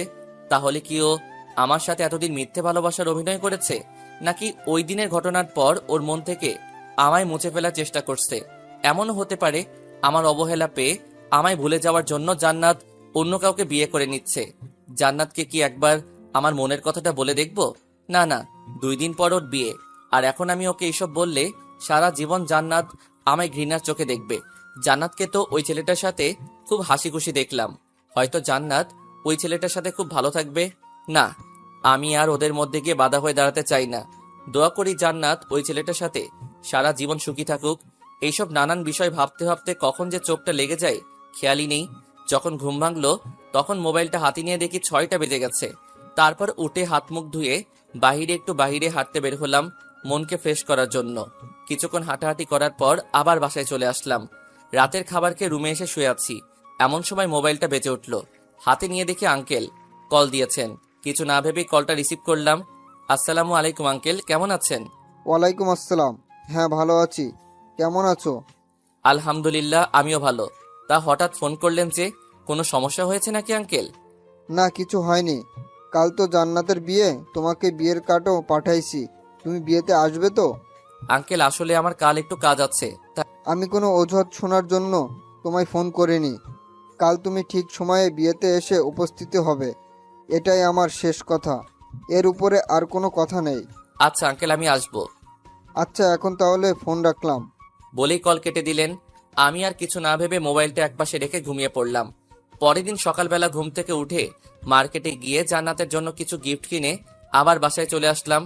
আজ শুক্রবার, তাই ভার্সিটি অফ। তারপর রেডি হয়ে আম্মুকে বলে জান্নাতের বাড়িতে চলে আসলাম। আসলে আসার কোনো ইচ্ছা ছিল না, কিন্তু না আসলে আবার আঙ্কেল মন খারাপ করবে, তাই আসতে হলো। এসেই প্রথমে আঙ্কেলের সাথে দেখা করলাম। আমি এসেছি দেখে আঙ্কেল অনেক খুশি হয়েছেন। বাসাটা আজ খুব সুন্দর করে সাজানো হয়েছে। একমাত্র মেয়ের বিয়ে বলে কথা, কিন্তু আসার পর থেকে জান্নাতকে কোথাও দেখতে পেলাম না। হয়তো ওর রুমেই আছে, আর বিয়ের জন্য ওকে তৈরি করা হচ্ছে। কিছুক্ষণের মধ্যে বিয়ে বাড়ির সবাইকে খাওয়ানো শুরু করা হলো। সবাইকে খাওয়ানো শেষ করে বিয়ের কাজ শুরু হলো। এতক্ষণে বড় এসে পড়েছে। বরকে স্টেজে বসানো হয়েছে। এর কিছুক্ষণ পর একটা কনের সাজে মেয়েকে এনে বরের কাছে বসানো হলো। এটাই হয়তো জান্নাত, কিন্তু আফসোস ওর মুখ শেষবারের মতো আর দেখতে পেলাম না। কিছুক্ষণের মধ্যে বিয়ের সব কাজ শেষ করে জান্নাতকে বরের সাথে বিদায় করে দেওয়া হলো। চোখের সামনেই জান্নাতের বিয়ে হয়ে গেছে, অথচ আমি নীরব দর্শকের মতো সব দেখে গেলাম। কিছুই করতে পারলাম না। ভাবতেই বুকটা কেঁপে উঠল। ওইখানে আর 1 মিনিটও দাঁড়ালাম না, সোজা বাসায় চলে আসলাম। ওইখানে থাকলে হয়তো আরো কষ্ট পাবো। রুমে এসে দরজাটা লাগিয়ে দিয়ে বিছানায় শুয়ে শব্দহীন কান্না করতে লাগলাম। এখন আর কেঁদেও লাভ নেই, যা হবার তা তো হয়েই গেছে। কিছুক্ষণ পর হঠাৎ মোবাইলে একটা কল আসলো। হাতে নিয়ে দেখি আঙ্কেল কল করেছেন। কিছু না ভেবে কলটা রিসিভ করলাম। আসসালামু আলাইকুম আঙ্কেল। ওয়ালাইকুম আসসালাম। বাবা, তুমি এখন কোথায় আছো? এই তো বাসায়। কেন আঙ্কেল, কোনো সমস্যা হয়েছে নাকি? সে কি, তুমি বাসায় চলে গেলে অথচ আমায় একবারও জানিয়ে গেলে না? আসলে আঙ্কেল, মাথা ব্যথার কারণে বাসায় চলে এসেছি, তাই আপনাকে বলে আসতে ভুলেই গেছিলাম। প্লিজ কিছু মনে করবেন না আঙ্কেল। ও, এই ব্যাপার, তাহলে ঠিক আছে। আচ্ছা, এখন তাহলে রাখি। ফোন কেটে দেওয়ার পর মোবাইলটা একপাশে রেখে ঘুমিয়ে পড়লাম। দেখতে দেখতে কেটে গেল আরো 1 সপ্তাহ। আজকে আমার বিয়ে। সকাল থেকে বাড়িতে আত্মীয় স্বজনদের ভিড় লেগে আছে। বন্ধুরা অনেক আগে এসে পড়েছে, আর এসেই বাড়ির টুকটাক কাজে লেগে পড়েছে। বাড়িটাও আজ সুন্দর করে সাজানো হয়েছে। দুপুরবেলা রুমে বসে আছি, এমন সময় আম্মু এসে বললেন গোসল করে রেডি হয়ে এই শেরওয়ানিটা পরে নিতে। আমিও বাধ্য ছেলের মতো ওয়াশরুমে গিয়ে গোসল করে বাহিরে এসে শেরওয়ানিটা পরে রেডি হয়ে নিলাম। কিছুক্ষণ পর বন্ধুরা রুমে এসে আমায় নিয়ে বাহিরে এসে একটা বিয়ের গাড়িতে বসিয়ে দিল। সাথে আমার কয়েকজন বন্ধুও আমার সাথে গাড়িতে উঠে বসলো। কিছুক্ষণ পর গাড়ি এসে একটা বিশাল বড় হোটেলের সামনে থামলো। এরপর বন্ধুরা আমায় নিয়ে সেই হোটেলের ভিতরে চলে এলো। কিছুক্ষণ পর বিয়েতে আসা লোকদেরকে খাওয়ানো শুরু করা হলো। একে একে সবাই খেয়ে চলে যেতে লাগলো। আর এদিকে ভার্সিটির কয়েকজন স্যার ম্যাডামরা আমায় এসে বিয়ের শুভেচ্ছা জানাতে লাগলো। ভার্সিটির সব স্যার ম্যাডামদের আমি বিয়েতে ইনভাইট করেছি। বিয়েতে আসা লোকদেরকে খাওয়ানো শেষ হলে বিয়ের কাজ শুরু করা হলো। কাজী এসে আমায় কবুল বলতে বললেন, সাথে একটা পেপারে সাইন করতে বললেন। আমিও ওনার কথা মতো 3 বার কবুল বলে পেপারটাই সাইন করে দিলাম। তারপর কাজী চলে গেলেন কনের কাছে। কিছুক্ষণ পর শুনতে পেলাম কনেও কবুল বলে দিয়েছে, আর বিয়েটাও হয়ে গেছে। এরপর কাজী সবাইকে দোয়ায় শরিক হতে বললেন। দোয়া করা শেষ হলে বউকে নিয়ে বাসায় চলে আসলাম। নতুন বউকে দেখার জন্য বাড়িতে মানুষের ভিড় লেগে আছে। একে একে সবাই এসে নতুন বউকে দেখে যেতে লাগলো। আর আমার বন্ধুরা আমায় নিয়ে ছাদে চলে আসলো। ছাদে এসে বন্ধুরা আড্ডায় মেতে উঠলো, আর আড্ডার ফাঁকে মাঝে মধ্যে আমায় নিয়ে হাসাহাসি করছে। বাসরাত কিভাবে কাটাবি, কি কি করবি, ইত্যাদি ইত্যাদি। ওদের এসব কথায় আমি কিছু না বলে চুপ করে আছি। দেখতে দেখতে চারদিকে অন্ধকার ঘনিয়ে আসলো। সন্ধ্যা পেরিয়ে এখন রাত 11টা বাজে। বন্ধুরা সবাই আড্ডা দিচ্ছে, আর আমি চুপ করে ওদের কথাবার্তা শুনে যাচ্ছি। হঠাৎ ছাদে কারো আসার আওয়াজ পেয়ে দরজার দিকে তাকিয়ে দেখি আম্মু এসেছেন, আর এসেই আমার কাছে চলে আসলেন। অনেক রাত হয়েছে, এবার রুমে যা। বৌমা সে কখন থেকে রুমে একা একা বসে আছে। তুমি যাও, আমি আসছি। তোমরা ওকে নিয়ে আসো তো বাবারা। দোষ, চল তোকে ভাবির কাছে দিয়ে আসি। লাগবে না, আমি একাই যেতে পারবো। আরে আমাদের সাথে আয়, তোকে আমরা একা কিভাবে ছাড়ি? এরপর সব বন্ধু মিলে আমায় ধরাধরি করে এনে নিচে নিয়ে আসলো, আর এসেই আমার রুমে ঢুকিয়ে দিল। ভিতরে ঢুকে দরজাটা লাগিয়ে দিয়ে বিছানার দিকে চোখ পড়তেই দেখি নতুন বউ বিছানায় হাঁটু গেড়ে বসে আছে। ধীরে ধীরে বিছানার কাছে এসে দাঁড়াতেই মেয়েটা বিছানা থেকে উঠে এসে আমার পা ধরে সালাম করতে যাবে, তখনই আমি আমার পাটা সরিয়ে নিয়ে বললাম, এইসব করার কোনো প্রয়োজন নেই, আর আপনাকে মেনে নিতে আমার একটু সময় লাগবে। সো প্লিজ আমার উপর স্ত্রীর অধিকার কাটাতে আসবেন না। কেন, আমি ছাড়া আপনার আরেকটা বউ আছে নাকি? মাথা থেকে ঘোমটা উঠিয়ে, জান্নাত তুমি তুমি এখানে কিভাবে এলে, কার সাথে এলে? আপনার সাথেই তো আসলাম গাড়িতে করে। কিন্তু তোমার তো বিয়ে হয়ে গেছে, তাহলে তুমি এইখানে? কে বলেছে আমার বিয়ে হয়েছে? বিয়েটা আমার না, আমার কাজিনের ছিল। আমার বিয়ে তো আজকে হয়েছে, তাও আপনার সাথে। মানে কি বলছো এইসব? আমার তো কিছুই মাথায় ঢুকছে না। ওকে, তাহলে বুঝিয়ে বলি, শোনেন। ওই দিন যে আমাদের বাসায় বিয়েটা হয়েছে সেটা আমার না, আমার ফুফাতো বোনের ছিল। আর একদিন পার্কে আমার সাথে যে ছেলেটাকে দেখেছিলেন সে আমার এক কলেজ লাইফের ফ্রেন্ড ছিল। আর সানি আমার ফুফাতো বোনকে পাগলের মতো ভালোবাসতো, তাই আমি আমার ফুফাতো বোনের সাথে সানির সেটিং করিয়ে দেই। তারপর দুই পরিবার মিলে ওদের বিয়ে ঠিক করে, আর আমি আব্বুকে বলে ওদের বিয়েটা আমাদের বাসায় করানোর জন্য রিকোয়েস্ট করি, আর আব্বু আমার কথায় রাজি হয়ে যান। কিন্তু আঙ্কেল যে আমাকে তোমার বিয়ের কার্ড পাঠিয়ে দিলেন সেটা কি? আপনি ওই কার্ডটা খুলে দেখেছেন? না। দেখলে তো সব বুঝতে পারতেন, কিন্তু আপনি তো কার্ডটা ভালো করে খুলেই দেখেন নাই। এসব পরে বুঝবো, আগে বলো তোমার সাথে আমার বিয়ে হলো কিভাবে? কিভাবে কি হলো? আমি তো কিছুই বুঝতে পারছি না। ওকে শুনুন, আপনার আব্বুর বন্ধুর মেয়েকে আপনি কখনো দেখেছেন? না, কিন্তু তুমি। বলছি আমি হলাম আপনার আব্বুর বন্ধুর মেয়ে। মানে আমার আব্বু আর আপনার আব্বু দুজন বেস্ট ফ্রেন্ড। আব্বু আপনাকে অনেক আগে থেকেই চিনে, কিন্তু আপনি চেনেন না। তারপর আপনি যেদিন প্রথম আমায় প্রাইভেট পড়াতে আসলেন তখনই আব্বু আপনাকে দেখে চিনে ফেলেছিল। এরপর আপনি চলে যাওয়ার পর আব্বু এসে আমায় আপনার ব্যাপারে সব বলে। আমি আগে থেকে জানতাম যে আমার বিয়ে আব্বুর এক বন্ধুর ছেলের সাথে ঠিক করা, কিন্তু সেই ছেলে যে আপনি এটা জানতাম না। আর ভার্সিটিতে আপনাকে ওই দিন নীল শার্টে দেখেই আপনার উপর ক্রাশ খাই। তারপর আব্বুর থেকে আপনার ব্যাপারে সব শুনে আপনাকে মনে মনে ভালোবাসতে শুরু করি, আর আব্বুকে নিষেধ করে দেই যে আপনাকে যেন এই বিষয়ে কিছু না বলে। কিন্তু আপনি একটা আস্ত বোকা, কিছুতেই আমার ভালোবাসাটা বুঝতে চান না। তাই তো আপনাকে আমি সব সময় ভাইয়ার ভয় দেখিয়ে নিজের বশে রাখার চেষ্টা করতাম। আর ওই দিন আপনার হাতে চর খেয়ে আমি খুব কষ্ট পেয়েছিলাম। তারপর আমি এই সিদ্ধান্ত নেই যে আপনাকে এখন থেকে সব সময় অবহেলা করে যাব। এতে যদি আপনি আমার ভালোবাসাটা বুঝতে পেরে আমায় ভালোবাসি কথাটা বলে দেন তাহলে আমি সব মেনে নিব। কিন্তু আপনি কিছুতেই বললেন না, তাই অবশেষে আমি এই প্ল্যানটা করি। এতে আব্বু আমায় হেল্প করেছে। তার মানে তোমরা সবাই আমার নিয়ে এতদিন গেম খেললে? জানো তোমার বিয়ের কথা শুনে আমি কতটা কষ্ট পেয়েছিলাম? ও মা, কেন? কারণ এই কয়দিনে আমিও তোমায় ভালোবেসে ফেলেছি, কিন্তু তোমার বিয়ের কথা শুনে তোমাকে আর কিছু বলার সাহস পাইনি। যদি তুমি আমায় ভুল বোঝো তাই। নিজেই শুধু কষ্ট পেয়েছেন, আমি পাইনি মনে হয়। ওকে, তুমি বেশি কষ্ট পেয়েছো। এবার কি আমরা সবকিছু ভুলে নতুন করে জীবন শুরু করতে পারি না? ওকে, তবে আমার একটা শর্ত আছে, সেটা আপনাকে মানতে হবে। কি শর্ত? এখন থেকে আমায় অনেক ভালোবাসতে হবে, কখনো কষ্ট দিতে পারবেন না। আমার কানের কাছে ওর মুখ এনে এখন থেকে তোমায় অনেক ভালোবাসবো, কখনো কষ্ট দিব না, প্রমিস। তাহলে এখন শুরু করি। কি? ওই যে বাসরাতে মানুষ যা করে। কি করে? দাঁড়ান দেখাচ্ছি। তার আগে আপনার পাঠক পাঠিকাদের বিদায় করেন, না হলে কিন্তু আমি ভাইয়াকে ডাক দিব। থাক, আজকে আর ভাইয়াকে ডাক দিতে হবে না, আমি এদেরকে যেতে বলছি। ভাইয়া আর আপুরা অনেক তো শুনলেন আমাদের কথাবার্তা, এখন কি আমাদের শান্তিতে বাসরটাও করতে দিবেন না? গল্প এখানেই শেষ, এখন আপনারা যেতে পারেন।